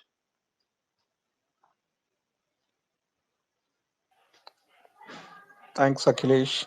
So yeah, Akhilesh, anything to follow Yeah, up no, or? no, no, no. Thanks a lot to both of them, and thank you, Prince, again. I have a follow-up question, but maybe you have some time constraints, so we'll maybe next time whenever. Sure.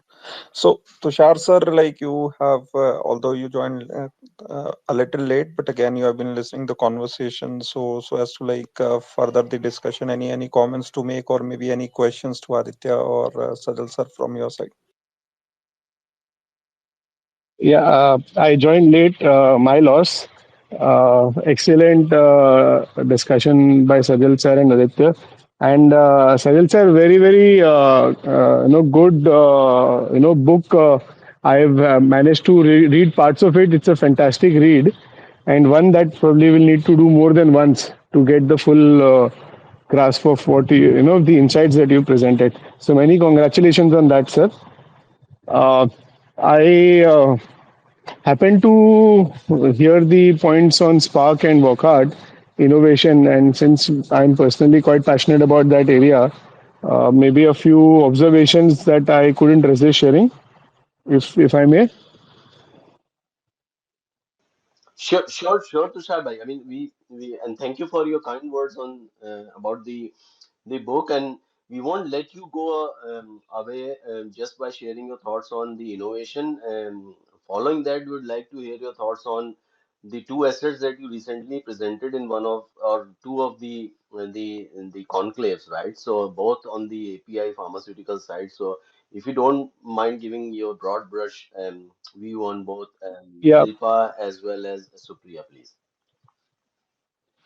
yeah, sure. Though I presented some, at least on both the companies, a perspective, and I maintain that in brief discussions we can't do justice to these kind of complex businesses, but I will attempt that.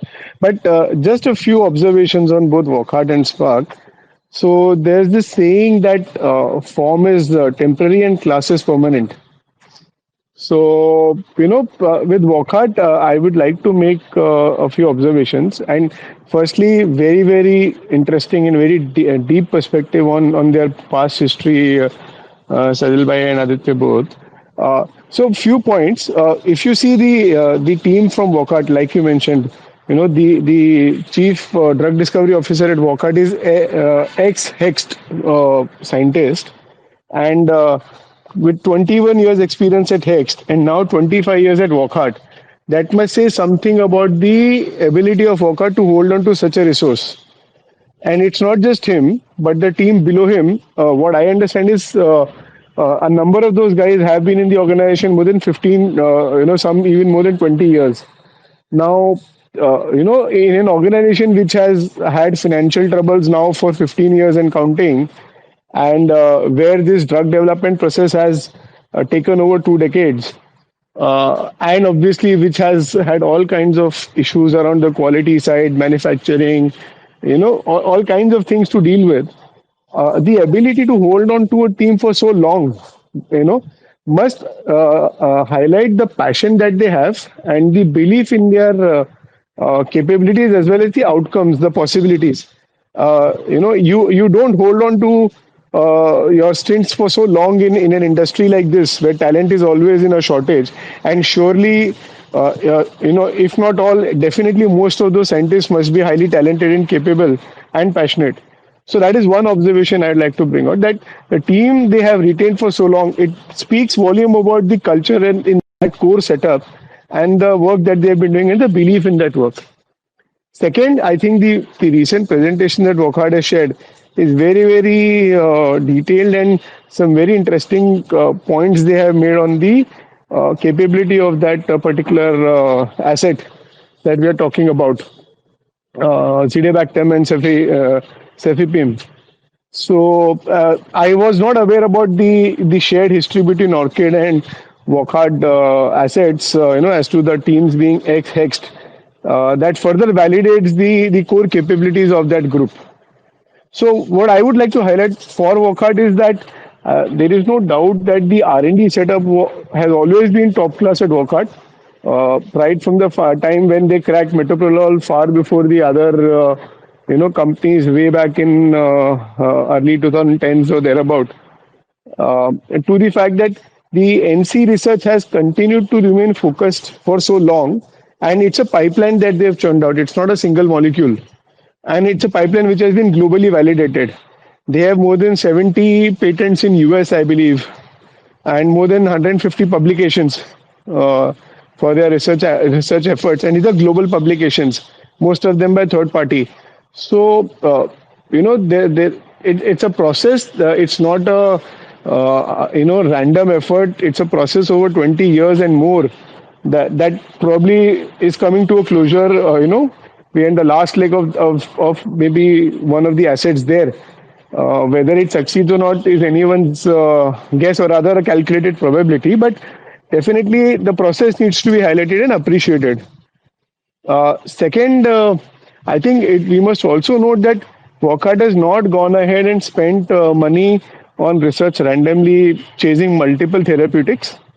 They're stuck on one single therapeutic, antibiotics, one single class of drugs, and they have been focused on that and persistent on that for more than 2 decades.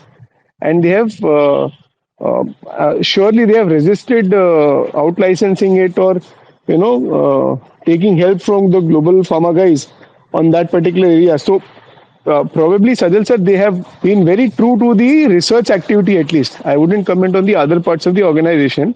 Not fair for me to do so. But on the research side, they have definitely, the focus and the fact that they stuck to one single domain, and a domain where a lot of the global guys were, did not have much focus to start with when Wockhardt started working. That is commendable. I'll come to Sparc now. I think again a fact that a lot of people would miss out is that while drug discovery is a long and tedious and a painful process, and necessarily not one with a successful outcome always, but if you look at the amount of money Sparc has spent, quite interestingly, I think they have spent a cumulative of about $250 million is what they've had to raise externally, I think, or something like whatever money they have spent generated from the internal resources, the external funding required on top of that is hardly about $250-300 million. And in that kind of money, global pharma would not even be able to produce one molecule, whereas Sparc today has a pipeline of 5 or 6 molecules, and with at least 3 of them in fairly advanced clinical stages. So again, I think Sparc has managed to really build a very, very robust pipeline. And if you look at the quality of data that they have generated, And for that matter, they already have a phase two success, right? With vodobatinib for CML, they already have a phase two success. So it's not that they don't have an outcome. It's just that they are gunning for a much bigger prize, much bigger goal in going after Parkinson's for that same drug. But even if vodobatinib fails for Parkinson's, it doesn't take away the fact that vodobatinib has succeeded in phase two for CML, and therefore Sparc does have a clinical success. It is no longer just an R&D firm with with no clinically demonstrated success. Vodobatinib has done so for CML. Now, the fact that they have managed to create a pipeline and the quality of data for each of the assets in that pipeline is very, very good, and it clearly appears as a outcome of a focused approach and with clear understanding of what they are targeting in terms of the clinical endpoints. So I would like to think differently. Yes, no doubt. Like Sajal sir, you mentioned Torrent as an example. No doubt, it has always been easier to choose, a generic formulations company or a branded generics player in India rather than go for a R&D asset because typically the outcomes are always stacked, the probabilities are always stacked against Indian companies on research simply because of lack of resources, manpower, capabilities, and also the patience to deal with maybe 10, 15, 20 years of process and maybe even deal with failure at the end of it. What I personally now see is that maybe Indian pharma is maturing at a stage where we're starting to get more comfortable with innovation, more comfortable with long duration R&D setups. We personally, as a house, have invested in a few of these companies. We see a lot of our peers no longer shying away from investing in these kind of assets. Neither do companies shy away from building these. It's still quite early. It's one product here or there, maybe early stages in pipeline for a couple of them. But it will take just one major molecule to succeed for one of these firms for the floodgates to open. So maybe I think there is a lot of exciting development happening in clinical trials in R&D overall in India, and not just with the traditional drugs, but with a lot of new drug delivery systems. So I think Laura's CAR-T is a good example. What the asset that Laura's acquired. So I personally am very, very bullish on this space. I think we'll make tons and tons of money in this space in the next 10 years if we get the bets right. And hopefully there'll be enough number of companies to choose from to build a quality pipeline of such assets. So that's on Spark and Wockhardt. Just on that one, Tushar bhai. So thanks for adding some that valuable feedback, and I think all of us on this forum and the Indian diaspora globally, we all would love to see, not one but a train of novel assets coming out of Indian backyard. Everyone, I think we all have got a shared sort of aspiration there. I completely agree on that one. Um, on the so I'm purely from an opportunity cost of capital perspective, purely from my investor hat on, right? So I did my homework. So I visited Hyderabad last year and I read Suven Life's different asset, but in a similar business annual report where they have said that we have invested 1,000 crores so far in the business and we have not tasted any success and we don't know if we ever taste any success. So that's the kind of open and brutally honest management Mr. Venkat Jasti has always been. So I went to their office and I had a long discussion with Mr. Jasti, and I kind of politely challenged his assumption that when they say they have invested 1,000 crore in the business, and I said, Mr. Jasti, you have invested 1,000 crore over a period of 20-25 years, which even if I take a very conservative hurdle rate or opportunity cost of capital, it's a cumulative figure of north of 3,000 crores. So he said, yeah, I mean, our back of the envelope calculation is somewhere like 2,700, but yeah, I take your number as well. We are in that ballpark. So even if we assume that 3,000 crore is the invested capital as on fiscal 23. 1 year forward, you take 15% as the opportunity cost of capital. So every year, your number of that 3,000 is growing at compounding at a 15%. So your hurdle rate in terms of launching the product and milking that asset to generate a decent return on invested capital for the shareholder is increasing. Even if you stop investing money today, even if you say that's 3,000 and we're not going to spend any more or invest any more, the 15% compounding will carry on, right? Just like Lupin touching 2000 and 2015 share price, that is not same as Lupin touching 2000 in 2024 or 2025. Is the time value of that money. That's the angle that I'm trying to highlight here. And one odd success like we saw with Sun Pharma, Illumia, we discussed, right? That should be followed by a large pool of global success. So I won't be excited to see a novel asset launched in India, because India will remain a price sensitive market. um, I want to see an Indian drug discovered and developed in India and getting success in US, not even Europe, because Europe is also a very price sensitive market. But I want to see that molecule getting success in the US, like Illumia in case of Sun Pharma.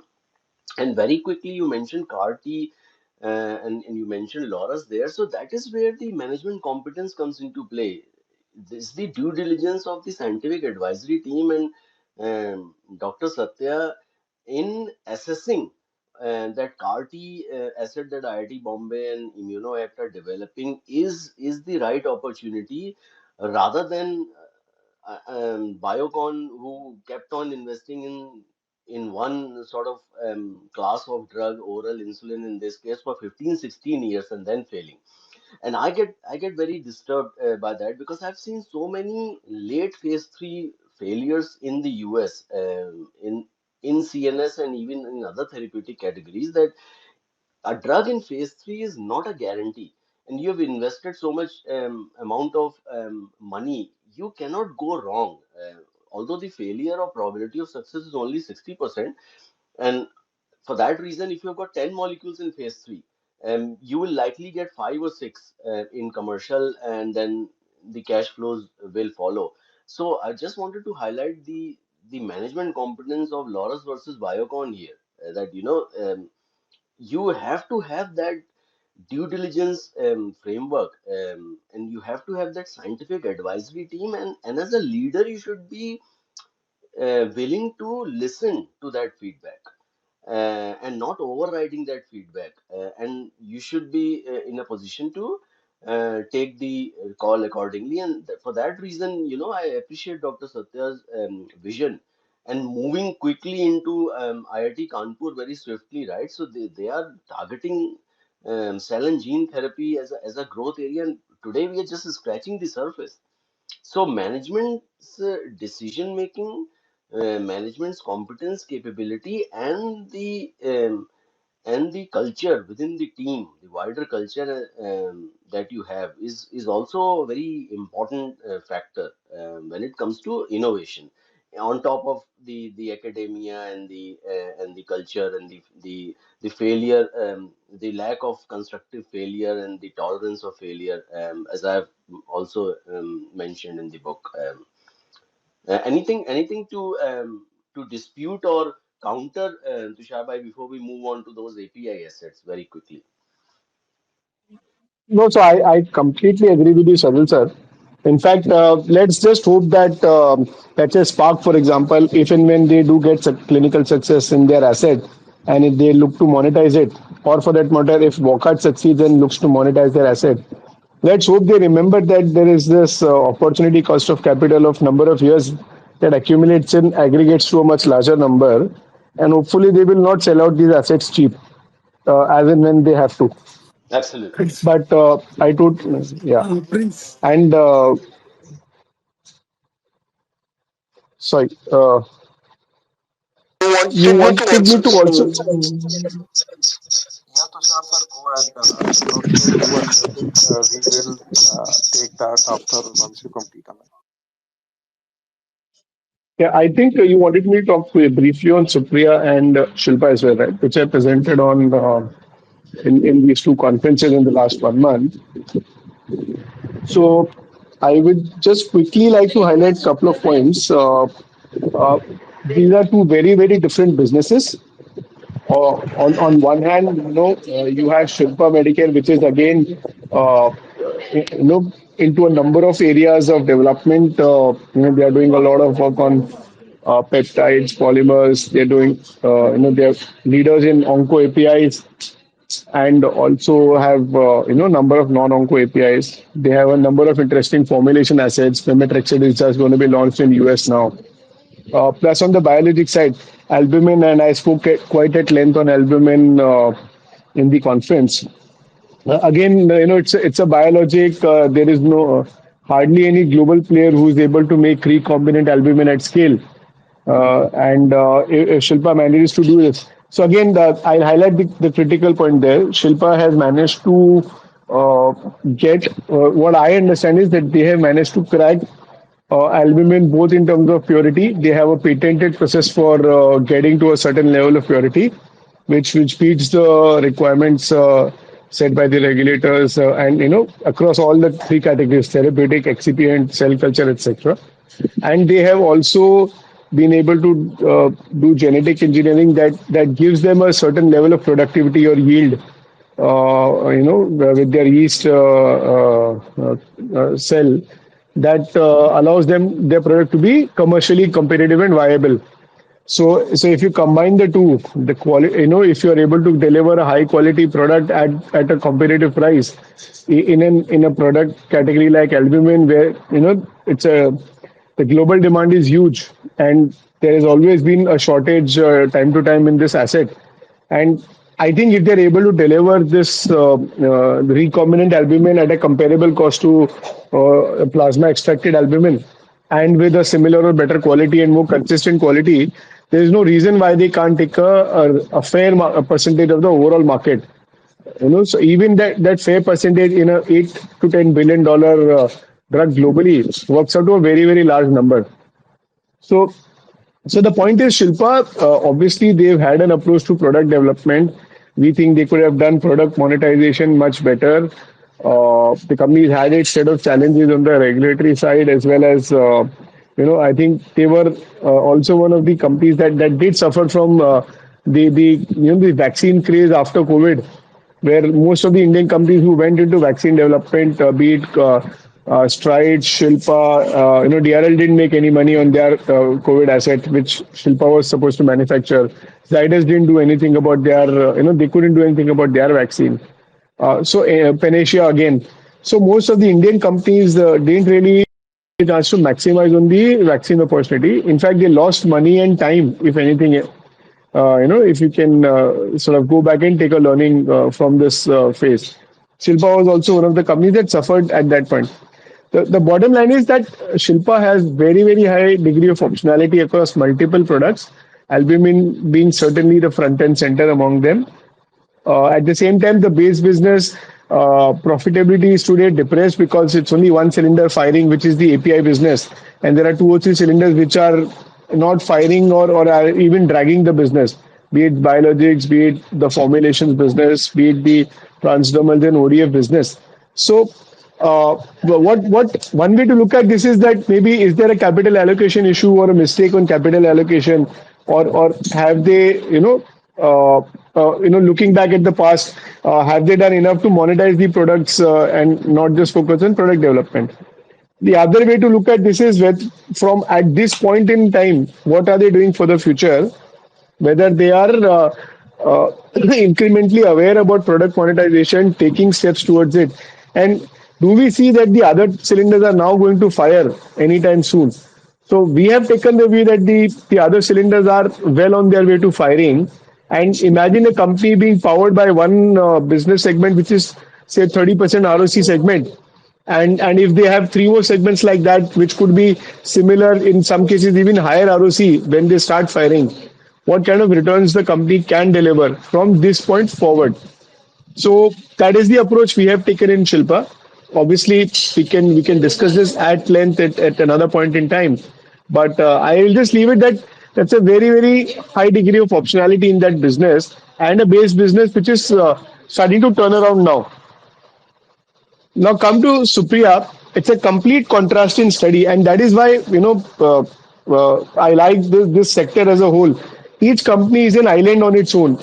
It's not like a cement business where you understand one company, you understand all, or financials where a lot of macro-driven factors are at play rather than micro.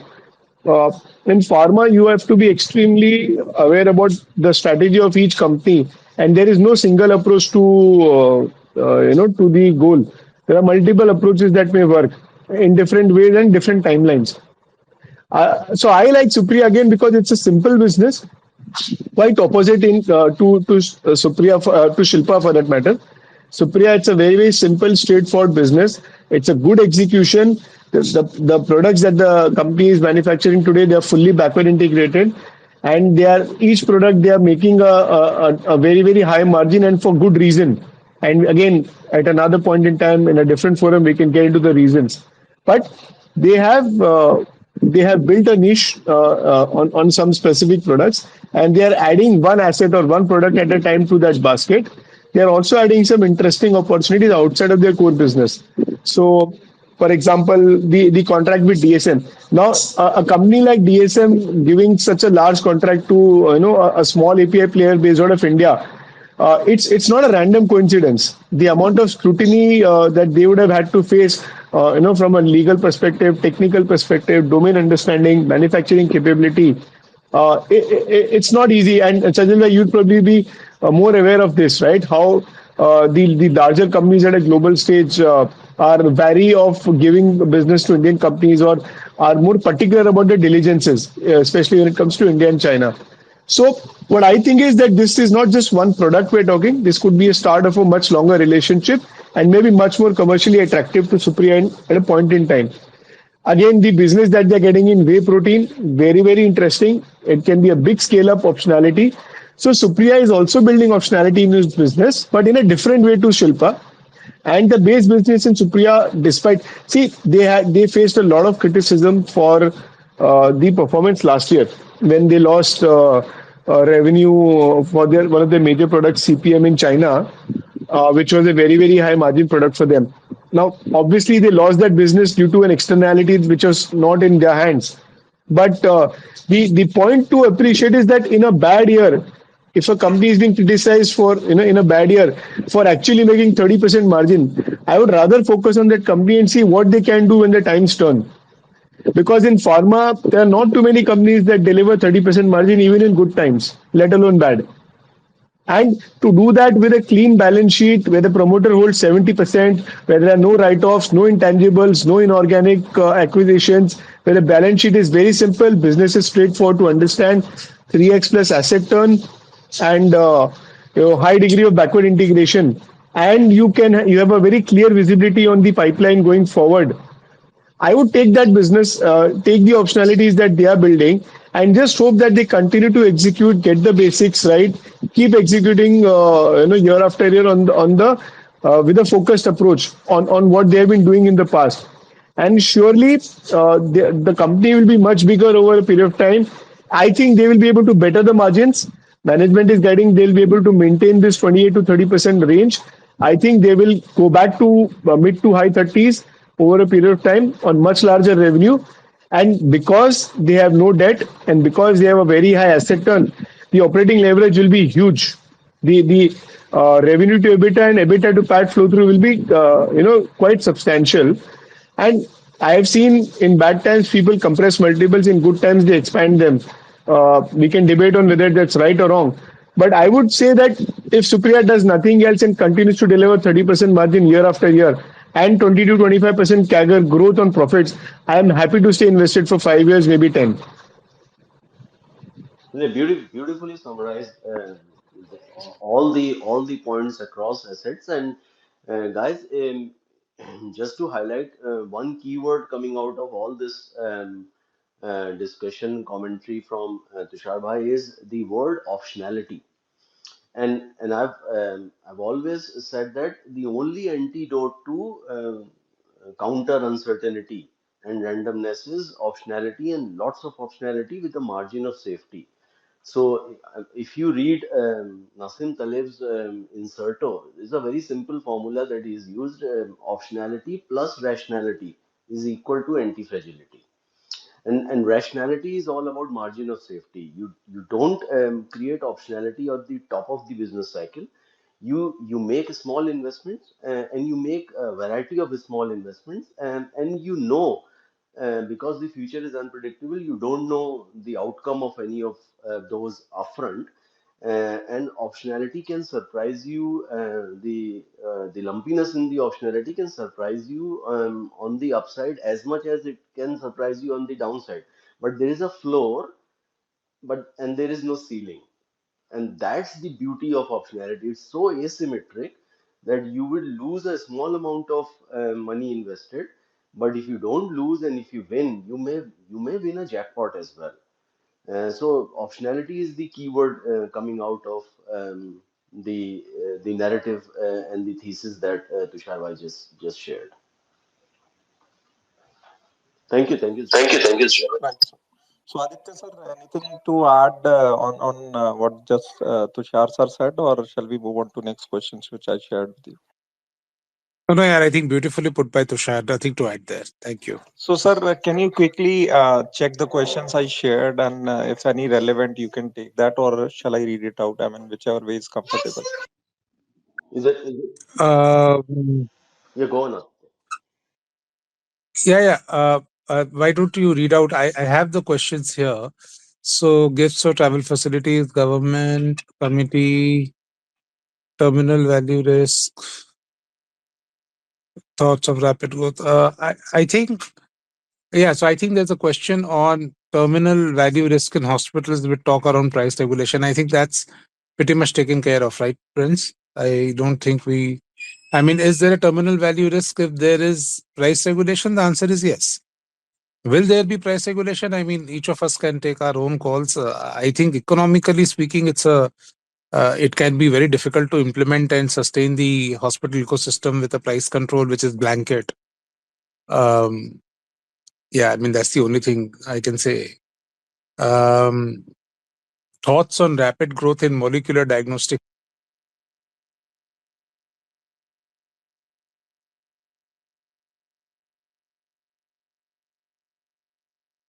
Aditya sir, I think we lost you. Prince, can you hear me? Yes, right now I can. Okay. Uh, so the question I was trying to address is there's a question that you have posted on thoughts on rapid growth in molecular diagnostic space and opportunities in India. I think one of the companies I know that are and were working at, I think two companies I know. I think Dr. Lal has mentioned molecular diagnostics in the past, and I think Healthcare Global has mentioned molecular diagnostics in the past. So I am not acutely aware as to at what stage of sort of progress they are at. But I think two companies and molecular diagnostics obviously has a long way to grow. It is a very nascent area of diagnostics where not too many R&D dollars have gone in India, to be honest. But I think the space deserves more attention, and hopefully we'll see some people, devoting more time and more dollars to molecular diagnostics over a period of time. Uh, anything to add there, Sajal bhai, Tushar bhai, or molecular diagnostics? No. I think that's about it. I expect some startups to come out from India in molecular diagnostics. The opportunity is huge. It's just scratching the surface today, and this genomics will create lot of optionality and cash flow generation opportunities for entrepreneurs. So I think the sky is the limit, really. True, true. Next question is Loris expected asset turns assuming ARV stays low. I do not have a very good handle of Loris at this point in time. So I won't be able to comment on this, and I don't want to get very stock specific as well. Sajal bhai, anything you would like to mention on Loris and expected asset turns if ARV stays low? So I think I covered this in one of the recent webinars where Mubina was the moderator. It's on YouTube SOIC channel. I think in this the latter half of that there's a slide which is my sort of overview of how I see the asset turns unfolding in case of Laura's Lab. So I don't want to repeat that again here and in the interest of the time. Okay. If there is anything which we haven't covered or which I haven't covered on that fourth March session with Mobina and SOIC, I'm happy to take that. Yeah. Last question that Vince has posted for me. Newland risk reward assessment and as the management has guided for slower growth in FY25. So look, I think the management in Newland have been brutally honest with its shareholders. They have many a time shied away from giving guidance, and when asked for guidance, they've always said that look, the our business can be lumpy within quarters. It can also be lumpy within years. And in the previous third quarter con call, they did tell on the con call that they expect FY25 to be a moderate growth year. I think those were their words. Um, so uh, the valuations of the stock have obviously in the recent carnage in the past 1 week have come off. I think the stock peaked somewhere around 7,300 or 7,400, if memory serves me right. And today I think it is around 58 or 5,900. So it has already corrected 20 odd percent uh, nearby that number. Um, and yeah, I mean, the business again, it depends on your time horizon. So if you're looking for a decade, I think CDMO pretty much will take care of your return expectations. But if you are looking for a year or two, then you need to sort of do your own math as to what multiple you think the street will be comfortable with if they end up, let's say, reporting a 5% top line growth here next year. Because when they're saying moderate growth, we don't really know what that means. It can be 5, 10 because this year they grew 30, right? So difficult to assess what they mean when they say moderate growth. So, Prince, that's my take on the questions. Sajal bhai, anything on Newland if you want No, to add? I think you have summed it up. And I've explained all these assets in the book, and I've spoken a lot of times. There was a there was a 4-pager that I did UV11, right, 2022, when these none of these assets were wanted. So again, that's my core thesis. You have to position yourself when the space or the asset is unwanted, because then your downside, there is a floor, and you could only lose so much. And these are lumpy assets. They will keep giving opportunities on both sides. So whenever they give a negative surprise, stock takes a big beating. I mean, DVs has corrected 50% many times, right? After IPO, Amgen corrected 70%. I'm not sure whether people know that or not. So any lumpy asset will give you plenty of opportunities to top up or add or buy fresh in bad times, and good and bad times will keep coming. It's part of the business cycle. That's why you need to read what Taleb has been writing. Black Swan or Fooled by Randomness, and those books are gem. What I've done in my book, I've just simplified that in the context of life sciences. So I've extended that framework of uncertainty and optionality. Um, uh, but yeah, that's about it. So, Aditya, we have two, three speakers and two quick questions. One is on diagnostic and hospital. So, Kan Garg is asking, sir, large diagnostic players trade at 50, 60x multiples and are at 25% plus EBITDA.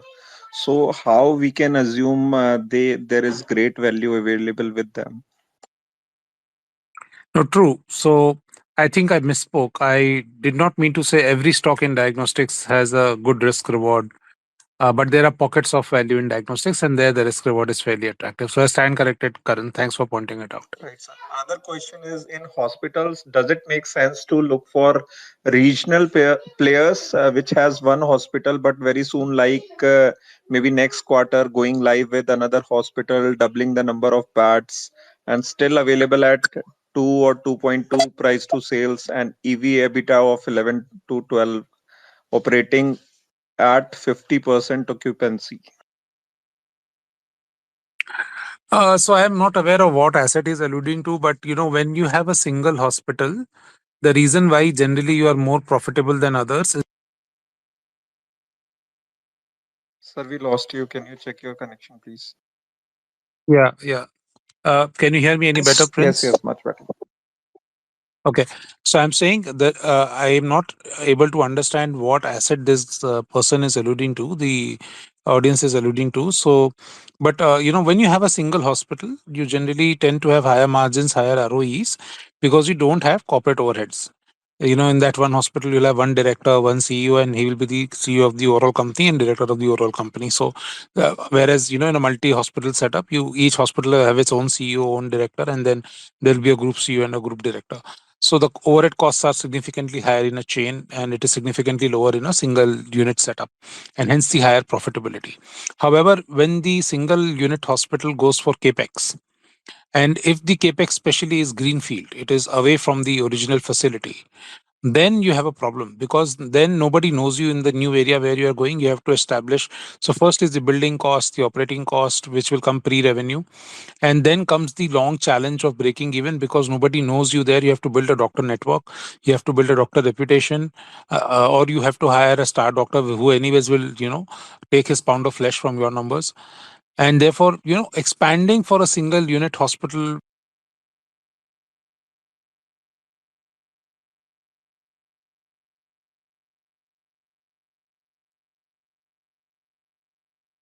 Aditya, sir? Wavering here, I'm not sure. Yeah, it's audible now. Sorry, so I don't know where you guys what was I 10 saying? seconds we missed only. Okay, so I'm saying, so a single hospital, therefore, is something I've generally not preferred in the past, because when they expand, and especially if the expansion is greenfield, it is away from the original facility. It takes a lot of time to break even, and a lot of cost and capex goes into it. So that creates a long waiting period for me generally. So as an investor, I want to stay away from it. Right, sir. So three quick questions, one each from Babulalji, Sheetal, and Akhilesh. Are we good with that, Aditya, sir? Yeah, let's do it. Yeah, Okay. and let's So, wrap it up in the next 10 minutes. Yeah. Babulal, sir, you can go first, and then Akhilesh and Sheetal. Yeah, Aditya sir, this is regarding cosmeceuticals, which is highest margin business in a formulation, Yes, sir. because people are ready to pay anything for skin repair. Yes, sir. A simple salicylic acid formulation can cost 1,000 rupees for a tube. True. So any company who is focusing on cosmeceuticals and high performance pain relief, which is unfortunately not available in India, what is available in Singapore or what was available in UK once upon a time. The ingredients are same, only the delivery emulsion or whatever you call transdermal delivery, they are using much better Hmm. vehicle. For Correct. example, Bengay's balsam used to give instant pain Mhm. relief till my friend used to bring it from UK. Yeah. Or for that Yeah. matter, a simple cold smelling this formulation called X from Singapore. I always get it from my friends. So these kind of high performance formulations lack in Indian market.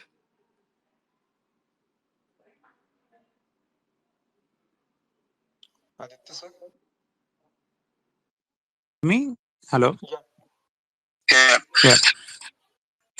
Yeah. So I'm saying my understanding on both these subjects are high performance painkillers as well as cosmetologicals is that most of the larger pharma companies like a Torrent or a Sun or a Cipla are working on it. But the challenge they are facing is that the demand or the original number of people who will actually be interested in buying these products is not a very large market in India. Remember, India is a very poor country. We look at a per capita income, we are looking at a per capita income of $2,000 odd, right? So you are not looking at a very large market, and to develop and then to manufacture and then to market these products, it takes a lot of money and assets.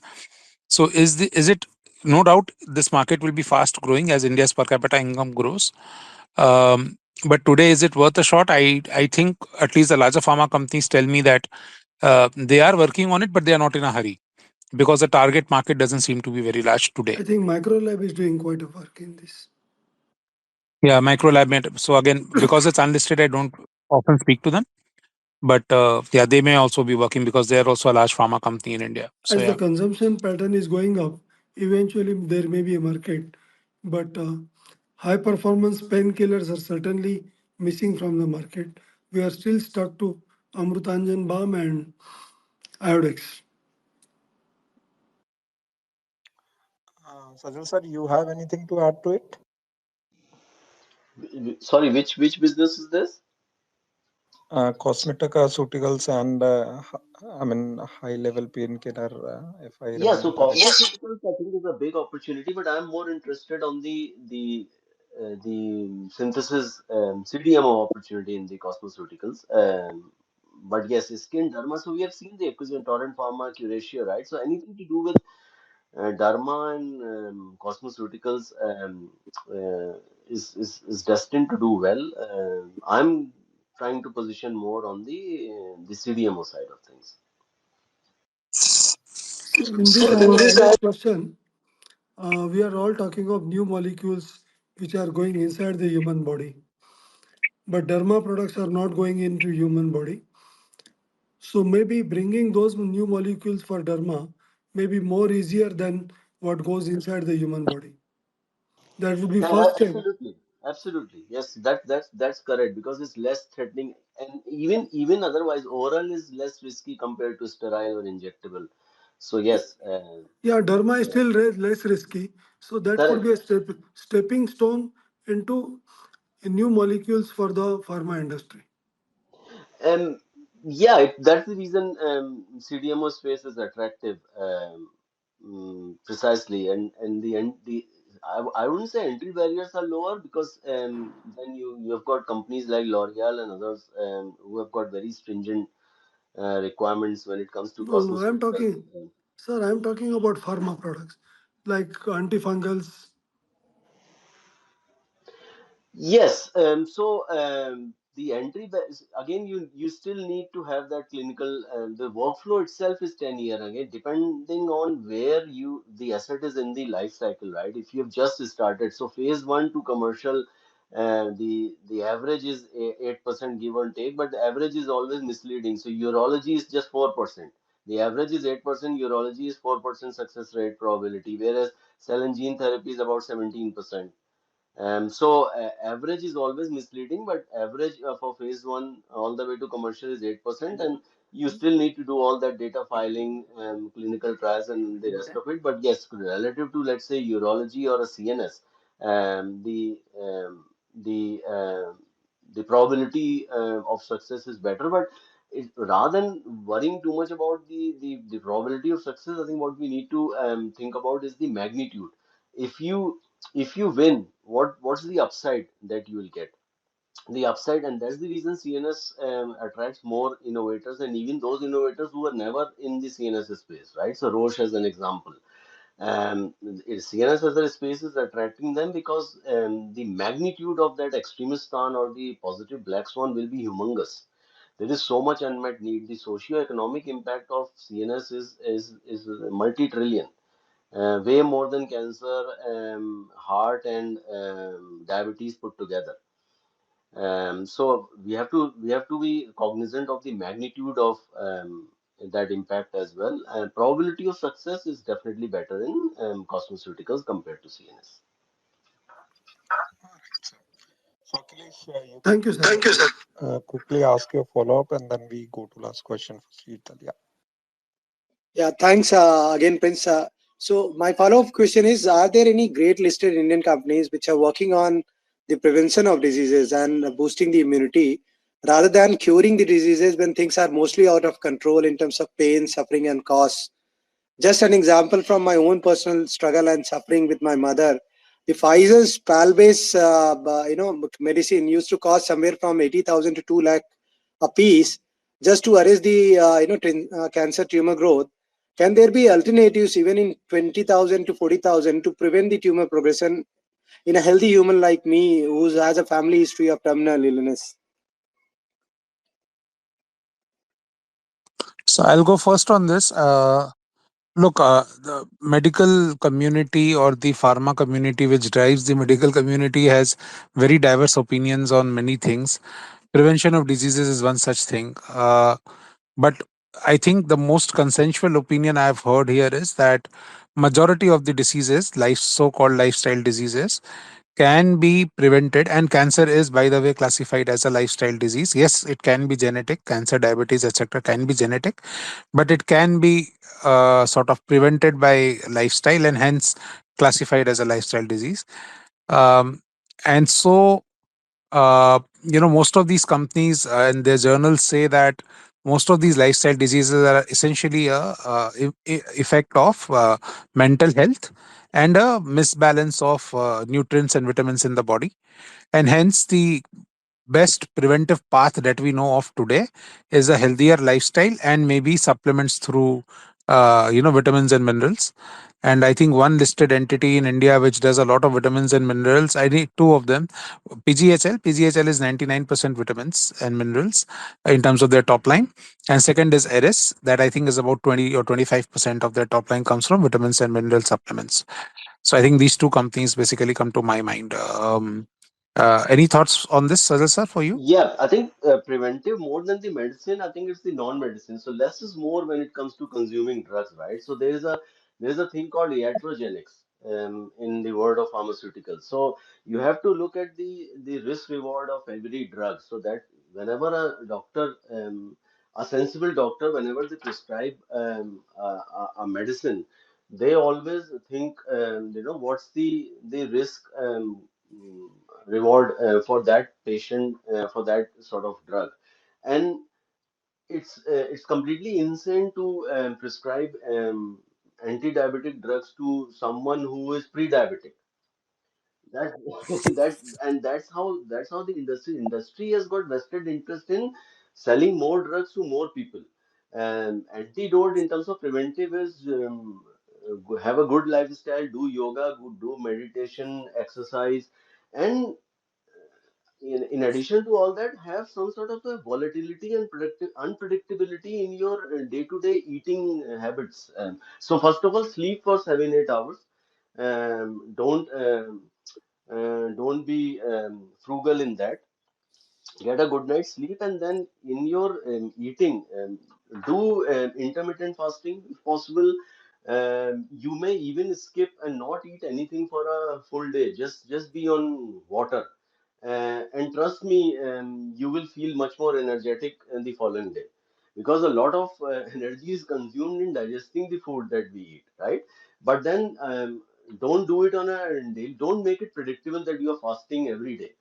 So next day have desi ghee jalebi and samosa, volatility, right? And then the following day maybe skip breakfast, and in the lunch you have idli sambar, fresh.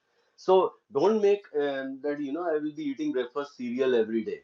Don't get into that predictable trap that, I reach out to that breakfast cereal of Kellogg's, and nothing against that brand, of course, and then I eat this cereal on a daily basis. Don't make your life predictable. Add volatility and stressors. Do mandukasana, right? That is good for your pancreas and diabetes. Do all sorts of exercises. Even a brisk walk of 20 minutes can add much more value as a preventive therapy, and do intermittent fasting. Keep changing your the food that you are eating. Sometimes protein, not always. Having protein consumption on a daily basis is also bad. and not having any protein consumption is also bad. So keep mixing. Keep mixing and have a good lifestyle. Sleep for 7-8 hours, and probably you will not need any sort of drugs. And I know it's a kind of an antithesis for pharmaceutical, but that's how it is. Yeah. So in a way, thank you very much for this unique perspective. But in a way, you are saying that maybe there will be more of ITCs and less of Gina Seco Life Care Limited kind of companies, but you have to adopt this on your own. And this is a good point to start with. Thanks a lot. Thank you. Thanks, Akhilesh. And on the stress part, we should leave it for the market to test it, right? Okay, thanks. So Sheetal, you are the last one in the queue. Thanks for patiently waiting for your turn. So you can unmute and ask your question, please.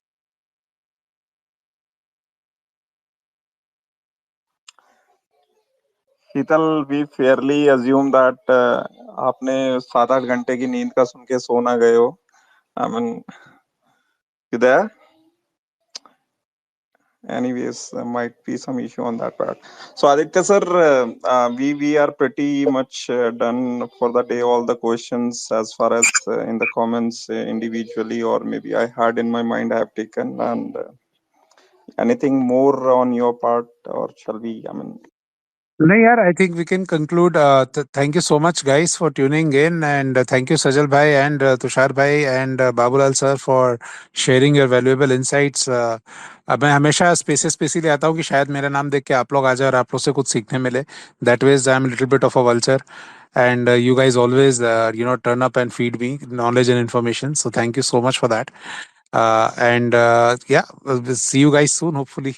thank you so much, sir. Thank you, Babulal. Thank you, Tushar, and thank you everyone for asking some very thoughtful, pertinent questions. I enjoyed these spaces. Thank you, everyone.